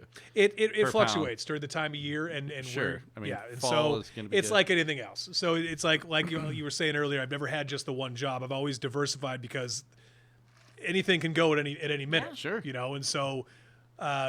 But at one point with the wedding DJ company, the bus company, and the club, all of them seem to kind of wash each other's hands. So you could have the bus company that could take them to wherever the venue is for the wedding, Right. and then you From have the downtown after Ivy party and back. have the after party back at the club. And so it was just kind of a one-stop shop. Then we'd have the DJs to knock it out. And Yeah. so Nice. yeah, those companies all had their time and place, which I would say was early 2000s, and then it just kind of like slowly one after another just kind of fizzled out, and then I'm just kind of looking for the next. Well, that's what I was going to bring up, is that you're young enough to not just only be a farmer right now. I mean, I can't wait to talk and see you in another 40 years to see what you've accomplished. See what I'll I've be gone dead through. before then, but my point is that I can't wait to see how your next iron in the fire is going to be, Yeah, I mean, I think what I'm trying to embrace now, especially living in the valley and the overall vibe that's there, is just to go back to more of the creative aspect of life. Because before it's just business. The creative out. sure. I mean, I feel like doing sound for shows, especially for live shows, is kind of like, I guess, artists look at painting a picture. Like you get to create this Yeah. thing that people, you get an instant feedback from. And I remember. Yeah. God, I've been so fortunate to be able to tour with and meet a lot of my favorite bands and pick and choose the bands I want to work with. And I remember Rise Against is one of my favorite bands. I never got to work for that band, but did plenty of tours with that band. And Tim and I remember we were sitting on the bus during Revival Tour, which was Chuck Ragan's thing. Right. And on that Revival Tour, it was Dave Hawes, Tim, it was Tokay from Streetlight Manifesto, Jenny Owen Youngs, just I mean, whoever Chuck pieced together to make this happen. And I remember I was sitting with Tim one night. He was talking about they did a study where I guess in like I don't know how you gauge happiness, but it said that the shorter the distance is between what you do and the results of what you do, the happier you tend to be. Well, that makes sense. So that being said, I mean, you look at and applying it to what I was doing. I'm like, Right. well, yeah, because after you do a show, people go, oh, the people that like kind of know how shows work, well, you'll get a handful that'll come by and say, hey, great job, or high five, or whatever else, or the band will come back and they'll get their feedback now, especially with social media, instantly, Sure. or negative feedback. It's like, oh, I Yeah. couldn't hear this or whatever else. You get it that quickly, and I think there's a lot to that, because I think on the flip side of that would be like, for example, say somebody that works in an auto manufacturing plant where they're the guy that puts one particular part into another part that's just a small cog in the machine, Right. but they never really see the What it end does. results of what it is they're doing. Sure. And I don't know. No, I'm that's not a good sure how way to you think of it. gauge happiness, but it's Yeah. just as far as maybe, I don't know. Yeah, I mean, I onto couldn't have a something. job like that. Well, Jeff- that was a good. What did you say? Jeff, Tim? do you want to weigh in a little bit? I said you were onto something with that thought, Yeah. that stream. So my question is, going back to high school, you said you were in 2 bands. No, I was in one of 2 bands. There was 2 bands in my town. I was in one of them. My bad. Yes. The band you were in, what was your part? I played bass and did a little bit of backup vocals, which was great for what we were doing. And the funny thing is, so the two bands that were part of our small little town, ours was called 50 Cent Honey, and the other one was called Fluorescent Brown. And we're all still great friends. And the Fluorescent Brown band is great. Do you remember Nick Harris at all? He worked at Velvet Jones I for do a while. remember him. Oh, I One know of, Nick. one of my favorite people on earth. Armed for Apocalypse. Armed for Apocalypse. He's got he's a big black dude with the alien, the dread, like the Yeah, the Predator big versus dreads. Alien dreads, and and arguably one of the nicest people ever. Yeah. And they called themselves Fluorescent Brown because the other two guys were so white that compared to him, they looked fluorescent. And so we're like, okay, genius, right? And so you take a couple of guys from that band and a couple of guys from my band, and we all came down to Santa Barbara, and then they both kind of fell apart, and then the two groups formed Pressure 4-5, which I don't know if you remember those guys. They right. I don't know signed to those. DreamWorks. They had they did the whole major label thing. It was kind of that new metal, like Linkin Park type Yeah. Right. thing when Right. that was a big deal. And then unfortunately for them, so I left the band or was kicked out or however you want to play it. And they went on to that, and I was on it. And I think at the time I was probably a little bit jealous, but overall happy for them. And then unfortunately, what happened was they put out their song "Beat the World" on September 10th, 2001. One day later, all of a sudden, Yeah. DreamWorks goes under. All this, anything that has to do with any of that gets man. pretty much eradicated. Gone. And it was just a really sad tale and how that kind of fell down. But I think I also realized early on that if like the percentage of people that make it in this business or make a career out of it as musicians versus as the people that do the behind the scenes work, my chances were much better in doing the engineering, doing the touring, because there will always be a demand for it. The bands will come and go, but there will always be a need for something. So the attitude I took was to learn as much about every aspect of it so that I would be basically the utility guy. So if you're on the tour and they're like, oh, well, we need you to do front of house. Can you do monitors? Can you do lights? Can you drive the tour bus? Can you do any of this? And as long as I could say yes to all those questions, I will always have a job. Yep. That's awesome. And Listen to that, kids. Go and put in your work. Stop being so right. fucking stop lazy. being so lazy. Get Dude, off Not just YouTube and kids, do something. adults. You're amazing. Did 50 Cent sue you for your 50 Yes, cents? 50 Cent came out about 6 years after us, and we got a cease and desist for likeness rights or whatever. And since then, the band had been dissolved. Long then, I'm like, yeah, do you even respond to this? I'm like, what are we doing here? And so, so 50 Cent now officially owns anything 50 Cent related belongs to him. Didn't he get mad? Remember, there was like 50 Cent tacos. Oh, at yeah. Taco Bell. He's like, no. No way, dude. I swear to God. Yeah. Really? It was taco, 50 cents. No. That's why that guy keeps getting shot, right there. Well, He's yeah. a fucking dick. That's ridiculous. You got to admire his hustle, though. Yeah. Yeah. He's But doing something right. Oh, So Craig, you man. started- Oh, yeah, go ahead. tour managing while owning the venue. Yes. So How I did was that come I was 24 years old. Let's see. I was 24. I just started the venue. I had had the venue for about a year and a half, and then I got a call from a good friend Mikey Dolling from Snot, another Santa Barbara, Yeah. great Santa Barbara band. And because I didn't really let anybody know that I knew how to do sound engineering, because I didn't want to get approached by the wrong group and then have to just be a dick and be like, nah, I'm good. Yeah. Yeah. But Mikey knew what I was doing, and he's like, hey, I need you to tour manage, which I'd never done before, and do sound and do front of house for this side project that I've got called A Bloom, which was members of One Side Zero, members of Soulfly, and which he was a part of. Yeah. And I was like, yeah, let's do it. And so Zippo lighters paid for the whole thing so that we had the big tour bus. So so my first tour was in an actual tour bus, which isn't fair. A lot of people hear that like, fuck you. I'm like, yeah, no, I get it. Not saying I never did the van tours. I definitely did my fair share of van tours, but just starting out with that. And so we did, it was the Zippo Hot Tour, and it was all around the country. And this is in the mid '90s, so no iPhones, Right. So you're still using actual printed maps to I was find gonna your say, Wow, places. right. the old MapQuest. Just gone through. I remember that you had their folder, and we go Yeah. through it, and It's my worst nightmare. Yeah. she's the worst, dude. Oh, Where's North right now, Courtney? I have no I idea. know you fucking have no idea. Dude. And so, that taught me a lot, because that tour halfway through, I remember, because part of tour managing is you got to make sure your bus driver has his hotel situated. Your bus driver's sleeping when he's supposed to. He's showing up for bus calls, so you're really Right. not sleeping a whole lot as it is. And then you're settling up with the club owners and just making sure everyone's sorted. And so I remember about 2 weeks into that, I'm sleeping in the bunk for like one of the 2 hours I get each night. And Mikey comes in, he's like, dude, you need to get up right now. I'm like, what the hell's going on? He's like, our driver Skip is losing his mind. I'm like, great. I just basically gone to bed. And so I got up and went to the front. I looked at my watch, And I'm like, what? And then I looked at like the signs, I'm like, wait, where are we? And the driver was standing up while he was driving. He had about 13 empty Red Bull cans around him, and he was slapping himself in the face Oh no. repeatedly. I'm like, no. oh fuck. Okay, all right, dude. I'm like, hey, pull over. Oh, We were in the my middle. God. It was somewhere outside of Madison, Wisconsin. We were trying to get to Detroit because we were playing. What's time of the year? venue above the shelter?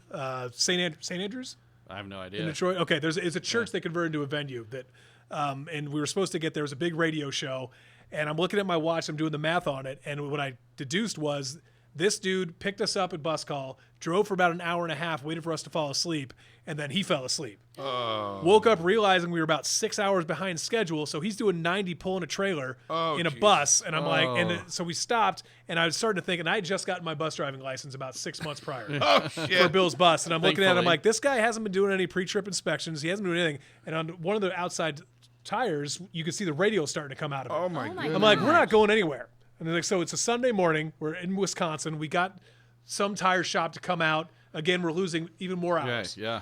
So we finally get him like, dude, you're done. So we locked our driver in the back lounge, Yeah. and I got in the driver's seat and started going. And I'm trying to figure out again, no modern technology, just based on where we're at. I'm like, okay, we were supposed to be there at sound check at 1 o'clock. Yeah. It was already 1 o'clock, and we were still 8 hours away. Oh no. So the guys are calling into the radio station like, hey, we had some bus trouble. We're trying to figure this out. We're going to be there. We're going to be there. We're going to be there. And so, of course, you go in, and, of course, you're hitting traffic, and everything else that could go wrong Sure. was going wrong. And then finally we got to the venue at like 9:30, and I think the radio station 20 minutes prior just called it. They're like, yeah, we're not going to – this show isn't happening. And I'm like, you've got to be kidding me. It's like, you end your streak of having never missed a show, and I've never missed a show since. Oh wow. And that was – By the way, that's not necessarily your fault. It was the bus no, driver. it was the bus driver totally, And a but tire. but still. But I look as tour manager, it's like Yeah. everything ends up being your fault, even Oh, though yeah. clearly it's not. But Yeah. I take that personally as far as Sure. being able to make it happen. So what we ended up doing was we canceled another show that wasn't selling well in like Rhode Island, and we doubled back. And instead of playing at St. Andrews, which is upstairs, we played at the Shelter, which is where Eminem filmed 8 Mile, Oh, okay. which is the basement venue. We got a couple. I mean, it was like a Tuesday instead of a Saturday, so we didn't get as much turnout, but we tried to make it up to the kids. Yeah. I think we ended up refunding all the tickets at a free show, whatever. Sure. And then, but then from that point forward, we couldn't get a replacement driver for another 5 or 6 days, which meant we just kicked this dude out in Detroit. We're like, yeah, see you, you're done. Right. And so I ended up driving, tour managing, and doing sound Oh my throughout the gosh. next 5 days. And of course, I mean, I'm not drinking at that point. It's tour managing. It's just a rule of thumb. You can't drink when you're tour managing. There's too much can go wrong. Right. And so Right. I was just getting like 45 minutes of sleep in little pockets here and there. And then finally our new driver showed up, and he was on it. He was great. And the bus company felt bad about it and whatever else. So Right. from that point forward, it was great. But coming out of that tour, I knew that there would never be a tour harder than that. And if I can get through that, there's nothing I can't do Well out there. said. Was well that said. was that the truth? That the only tour that I think pushed the limits on that, I wasn't even tour managing. I was just doing sound for, and that was Chuck Ragan's Revival tour. Really? And not so much because it was just not because it wasn't well run. It was because that guy's a machine that we did something like 45 shows in 41 days. Whoa. So, and we did have one day off, and that was the second day of the tour. We did one show, day off, and then it was just go. And the thing with Revival Tour, which is so interesting about it, and is the way that he did it was he would take frontmen from so many different well-established bands. Now, on paper, that sounds great, but in practice, what that means is every artist needs their own hour and a half Of sound to check. themselves. So then sound check, instead of with a band like Caddies or Lagwagon, which would take like an hour and a half, now it's like a 6-hour sound check which leads right up to doors for a 3-hour show. Yep. So you're loading in like first thing in the morning. You're just going at it the whole time. You get like 30 minutes or whatever to go get something to eat, come back, do it, tear down, and then we would leave right after the show because Chuck had us booked sometimes 2 a days where we would do like a Sirius XM thing in the morning, pack all the gear up, and then load it up, get to the venue, load it in, do it all over again. Insane. And so what I appreciate what that taught me was like, okay, as far as that brought my confidence back in my sound engineering, because I'm like, if I can do this, Yeah. I can do and anything. nothing's compared to any of it, because that is mixing stringed instruments. I think just for the feedback and the fact that you're miking a lot of it, and the feedback challenges you have is unlike anything else. Sure. When I was working for Old Man Markley, they had fiddle player. They had wash tub bass. They had acoustic guitars, All kinds of shit. banjo, and I'm like, okay, Kazoo. yeah, exactly. But I felt prepared for that. I'm like, okay, great, figured it out. Knew which frequencies you could do. Knew how to pan it properly to make it sound the best. Right. And it just built on from there. And so from Old Man Markley, I think was I did Lucero and Frank Turner. I've been working with off and on for the last 10 years. You were his tour manager? No. My friend Casey was Casey Kress, who is now the sound engineer for Flogging Molly, and he tour managed them for a while as well. Or no, he's still tour manager. I'm sorry, tour manager in front of house. He used to work at Velvet, and when Chuck came through, Chuck Ragan did his solo thing. He was just starting the revival tour, and he's like, hey, we need an engineer. Like, do you have anybody you can spare? And I knew Casey was good, and he was hungry, and I knew that was right up his wheelhouse. And I knew I couldn't do it because things at the club needed my attention. Sure. Like, hey, take Casey, you're gonna love him. And so from that, Casey went on, did the revival tour, did great with it, then became Frank's tour manager. Got it. And then Casey's the one that hired me initially, just as their driver. He's like, we need a bus driver. I'm like, yeah, okay. And no one knew that I knew how to do sound or anything else. Right. And then I think Frank figured out a couple years in. He was like, wait, he's like, you do sound engineering? Or he saw me working for Lucero, or no. I don't know. He pieced it together. Right. And he's like, we need somebody to do monitors. I'm like, yeah, easy. So then from that point on, I was Frank's monitor guy for off and on for the States show until he put together his full. He wanted one crew that was UK based that was worldwide. And so Casey went on to do Flogging Molly. And I went on to do just kind of like the Luceros and the Mad Caddies, just kind of like local, more stuff like that. Lagwagon, yeah. So, But what were you for Frank Turner? I was his bus driver, then turned monitor engineer. Monitor. And I covered for the front of house guy on a couple shows here and there. But I mean that was back to the whole thing about wanting to be comfortable doing everything. Right. Because you never know inevitably on a tour bus someone's going to get sick. Right. Someone's going to go down but the show's got to go on. Totally. Yeah. And especially with the way social media is now and the way that you get instant feedback that I was talking about. Yeah. You put up one bad, you're just going to get railed for it. Sure. You're right. And even if you put on a good show, you're still going to get railed for it. Yeah, People are going to go on like, Haters oh, we gonna know. hate. And I don't know. Like Frank was always the Germans are always the best at that. Like they'll give you backhanded compliments like, oh, your show was good tonight, but it was so much better last year. What happened? And you're like, what? Okay, Damn it. How do I? Yeah, and so with that kind of just and guys like Frank and are very they I mean he replies to almost every email. Wow. And he replies to all the comments. Like I'm like, dude, how does this? He, Where in you my have the opinion, is the time. hardest working dude I've ever worked for or ever seen. Nobody puts in the time and the hours, and he puts in those hours that most people are just like, yeah, you know what? That most people can't handle it. It's like it's just too much. I mean, just the thought of it just gives me anxiety. Yeah, that's a shit. But I mean, good on him. He handles it better than anyone. Yeah, man. And this new album that we were listening to, I can't wait to listen to it front to back because I'm sure it's going to be great. I already did twice. Yeah. Yeah. Well, hey, man. I don't want to cut it short. So we're getting down to the wire here. I think that you just got to come back because I have so many more questions. I want you to come back every day. I would like to pick your brain about some more tour stories, of course. Sure. But No, then I've got also plenty. something that we're experiencing here. We're getting all these submissions. We got like 60 new submissions over the weekend. And I'm getting hit up with all these questions from bands, and I'm not equipped to answer these questions. No, I'm happy to. A little advice here and there, being that you're a venue owner and et cetera. I'm getting asked like, do you know any promoters?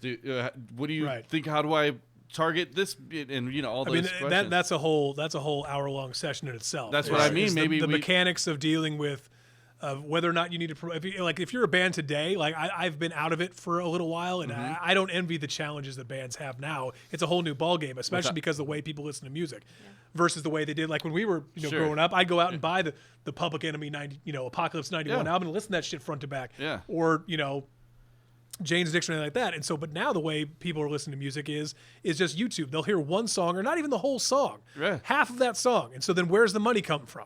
Right. No one's really buying the albums like they do. It's like, I will still buy every record I can because I know the struggles that the artists are going through. But more importantly, I won't buy it like online like everybody else, but I will buy it at the show because that money goes straight to the artist. Yeah. Yes. Oh, you're talking to the merch queen over here. I love that. I will show up with a $100 bill. I'm like, just give me whatever you want to give me. Yeah. That's Here. Courtney. That's Oh my God. So and I'm trying to like, get that out to people because that's how artists are going to survive this. And back to like even what Frank Turner's doing now, like he's doing a weekly show that's benefiting all the venues in the UK. Oh, yeah. The small venues trying to keep them open. Yeah, right. Who does that? That's It's like, awesome. I mean, good on it. And I was hoping he's trying to lead by example. And so that other bands will do that to support. Because, I mean, if Velvet Jones was still around when this hit, we would have been gone so fast. Yeah, right. I know. So fast. I don't envy the guy that's trying to take it No, over right I mean, now. he's got an uphill road ahead of him. But Yeah. yeah, I mean, love to come back. Let me know, whatever. I mean, happy to. Sure. Hope it didn't bore you with too much Are farm you talk. kidding? But, Dude, that No, was awesome. man. All of us were just, our mouths were open. We enjoyed every second We of were it, all kinda right? quiet. we've got. I And mean, Courtney, Courtney does have an idea, and I can tell you off mic about how bands can generate some revenue and Oh, really yes. get a step ahead and kind of skip some of these Spotify's and things that are happening. It's a pretty simple, genius plan. And if you go to soundslikeNonsense.com/ whatever, I don't know. I was going to, I fucked it up. Yeah, to where I you, don't know what nothing you're saying. happens, but Yeah, whatever. Just whatever. So, Thank you so much for coming. Yeah. in. Hey, By the way, you're thanks gonna for be having coming. me. Please, you're going to be coming back again. And, Well, I'm a 4-minute drive away. So I know. It's real easy. I'm like on my way, and then bam, I'm here. It So, was fantastic. Awesome. yeah. All right, cool, man. Well, let's schedule another date soon. Yeah, maybe definitely. next Sunday. I don't know. Do Sure. you have another birthday? Yeah, no, one of my family's birthday's got to be coming up. So, Yeah. Right. yeah, just holler at me. You got my numbers. I'm All right, back and cool. forth, but yeah. All right. we'll make Yeah, something we have happen. something tentative next week, but if that doesn't happen, I would love to have you back on and finish up the conversation. We're going to have Sure. Graham come in one time. Oh yeah, Yeah, Graham I from the toured Mad with that Caddies. dude for Yeah. He and I could probably tell some funny stories. I think maybe you guys should come in together. I don't see why not. That would be a good one. Well, I Yeah. thought maybe we have Graham by himself once. Well, but then, yeah.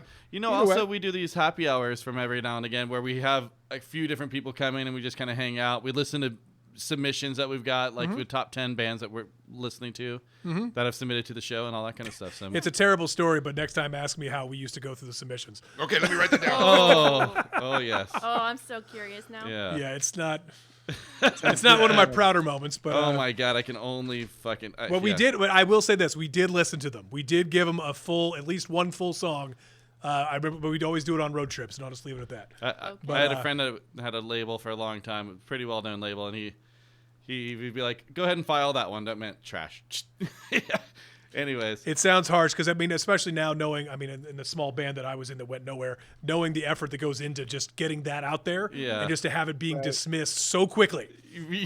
But it's like, but at the same time, you got to look at the other side. It's like, yeah, dude, you're getting thousands of these. You really want them to sit and listen to it front and back and really pine over the pain you put into it. It's like, look, it's like you Well, know the- straight away. the lyrics on the third song really touched me. You're like, I heard yeah. they like glitter in the packages. I heard, Yeah, I heard that's what God. you're supposed to do. Well, and the thing is, and you've got to make a snap decision on whether or not it's something you can sell. Right. And it's like, and you got to look at it. It's like, as much as you want to think that the live music business is all artistic and pure, the business side is just as important. And the bands that, Yeah. that have the most success have an equal balance of both, Yep. or at least have somebody that's assigned to each job. Which Graham, bring that up for him. He's a perfect, he's the one keeping that, in my opinion, keeping that group going, keeping Right. it together. You He's, gotta have the he's the guy. backbone of it. You need that guy. All right, well, we'll get him in here, and we're gonna get Yeah. you back in here. Thank you so much for coming. Of course. Thanks for Thank having you, me. Craig. And Thank you very and much. we'll see you soon. All right, we'll That do. was fantastic. All right, later. Oh God! All right, thanks so much. That was Craig, That was awesome. Velvet What Jones, an and everything else. awesome The interview. Renaissance Man. That was a great interview. Great perspective. We're gonna on try to life. have him on Yeah. next week. If our other guest isn't able to do it, whatever. I've already asked someone else first, so. But In the hopefully, coming week, we'll have him back. yeah, he's definitely going to be coming back. So also, because he's coming back, you guys should send in questions. If you're in bands, Heck yeah. we are getting hit up from bands all the time with these questions. I mentioned that in the interview. But please, go ahead, like maybe, I don't know, should we make a form or something to like, We could make a form. for people to ask questions or what you want to hear? Maybe we can make an online poll of things that you want to know about Yeah, from someone who has been in the industry. the Yes. industry in so many different aspects of it. Yes. You Because know, I'm not the guy. no, I- we you are know. not. We are not promoters. We I are love not- it and I do what I can, but you know, like this is the time to ask these questions. Correct. Absolutely. You know. Yeah. So yeah, and then we listened to the NOFX song, the cover of Frank Turner, and they just put out that split EP or whatever. I think it's 6 songs each they did. So you guys check that out. hopefully we're allowed to play that song. Yeah, we may not. So Yes. you may not I hear don't see it. that happening. Yeah, you may mean, not hear it. we but don't make But money. you should look it up. It You should was look it up. great. We Yeah. don't make money off Those of are it, good, yeah. so we're gonna try to float it out there, and if it works, then it works. And That's not how it works. you can That's not how it works. definitely hear I'll it do on our that now. playlist though that we make Yeah, on we'll put it on Spotify, the playlist for sure. which seems weird, right? We can put it on a playlist on Spotify. Well, Everyone we're can hear not. it. Yeah, we're not taking cover. We're just sharing their. But also, you guys should be checking out that playlist anyways, because Heck it's yeah. got a lot of good music on it now Yeah. from all of our guests. Well, Okay. By not the from way- all, but Oh. from the ones who are on Spotify. Isn't it funny that huge long conversation that he had? He says at the end of it, "Well, I don't like to talk a lot." I know.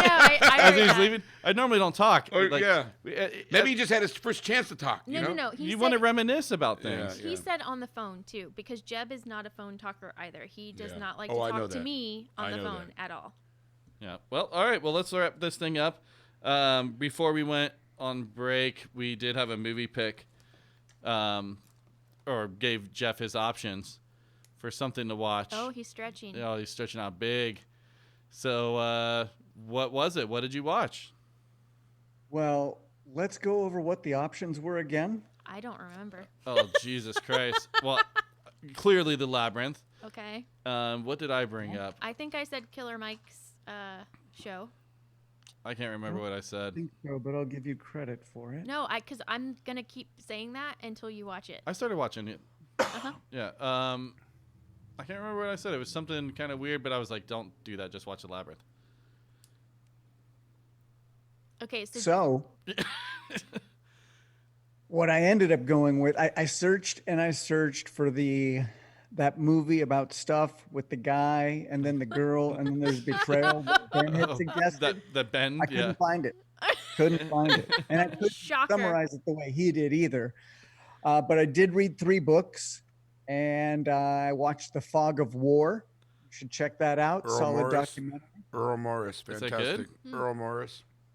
Huh. Yes, All right. it's Fog Robert of War. McNamara, who was the Secretary of Defense in the 60s, and it's interesting because I think he's 85 at the time, but he was working for the military in World War II. Then he was the first non-Ford president of Ford. Then he became the Secretary of Defense. Incredible. wow. He just gives 10 lessons of life, the things that he's learned from looking back on the big moments in life that he was in, like the Cuban Missile Crisis, Vietnam, all sorts of crazy shit. So check that out. Yeah. All right. I Wow. will. Yeah, that sounds really good. Okay, you wrote that down, right, Jeb? I did. I wrote it down Okay. because I need something to watch after this. Mm-hmm. Got a little hangover. Just gonna go back, take a nap, fall asleep to it. You are very Ben, mellow thank today. you. I think I found it. I'm not sure. Okay. All right. Is that it? I waited that's all it. this time for that. And you picked your own. You That picked is your so own. fucked. I That know. was against the rules. I went with what Ben had suggested. No, you didn't. Yes, All I right. did. I put in the effort. No new suggestions. You're watching the Labyrinth. Or Killer Mike. I'm not giving it. You know what? I think we're done. I think we shouldn't even give him a choice now. I think Yeah, we should now you should just pick out what just, you want to you watch. pick up what you want now. Oh no, I don't have to watch one of your shitty selections. Oh, Oh, wait no. a moment. Wait a moment. I have one more for you because it's Yeah. similar to what we started out with, Love is Blind. Have you ever? That was his idea too. I So know- that was I know. shitty and terrible. But no, Yeah, it actually, but listen. Married at First Sight. It's kind of similar, but they have to get married before they ever see each other, and then they have professionals help them stay married. Check it out. Oh, it sounds horrible. It's so bad. Just check it The out. thing that's really Here's- interesting about it is it's the same cast from the other one. No, from Love it's is Blind. not. right. But I mean, there's arranged marriages all over the world, so they're using that kind of. So here's a real big tip if you're going to give me suggestions. If I have to pay for it, I'm not going to. Well, you have Netflix. So if you're yes. just spitting ideas out of this would be, yeah, I mean, have I to- get it. you have to pay for I'm sure it Labyrinth? would be cool. Do what now? You have to pay for Labyrinth? I don't have it. It's not on Amazon. It's not on Netflix, and that's about as far as I'm going to go. Oh. I don't. Yeah. Okay, Come on, dude. I hear you. It's worth paying for. It's Okay. fucking Bowie, bro. I'll be the judge of that. Okay. All right. Well, damn, that was fun getting back at it. Yeah. So glad that Craig came in and Courtney, let's go ahead and wrap this thing up. What do you think? Yeah. You have anything else you want to For add? the record, let me just get a Jeb-style retraction before it gets too far away from me. Oh, boy. Well, I wasn't saying your shitty picks. I meant everybody's shitty picks. Yes. Just for the, Yeah, you didn't like my fucking X-Files very much. I hope that was clear. Yeah, it was fucking clear. And and now that you said that, I did not do the retractions revisions. Do we have any that we want to do? We would normally do that in the top of the show, but I feel like I'm good. I'm past it. Yeah. Yeah, it was from so long ago. I know. had some, but they're gone. They're gone. What about you, Will? I am good. All right, let's do this thing. Let's get the fuck out of here and enjoy the rest of our Sunday. All right, that was our show. Thank you so much for listening. Thank you for Craig. Who did we have on this week, Court? We had AHSTYN, AHSTYN, and we had United Defiance. So you can see them on all of their socials, and we will put links. Yep, This is a and fantastic show. it was great, man. Like it's fun to get back at it. It is. And we have so many bands to sort through. So if you send in your band, please have a little patience. It takes a long time to go through all of them, but I did listen to about 30 plus submissions already. And if you want to submit, you go ahead and hit us up at soundslikenonsense@gmail.com. Please call us and prank us. 1-805-697-7070. We need your paranormal stories. Ask Jeff for advice. Yeah. Give Jeff some movies to watch. And I cannot believe out of this whole thing, you guys did not mention me destroying the boat and wrecking into another. That's next time. Oh, okay. no, I was doing that on purpose. Yeah, Yeah. Jeff, you're gonna love this. Oh, it's huge. No. Yeah, I mean he fucked up the boat pretty bad, but It's just Can we next end time. this? yeah, we're out of here. Jeff, what says you, Peace. Mr. Will? Fuck you in the boat. Courtney. See you later. All Bye, right, guys. everybody. I'm Jeb. See you later. We'll see you next week. Good week. Thank you. Deuces.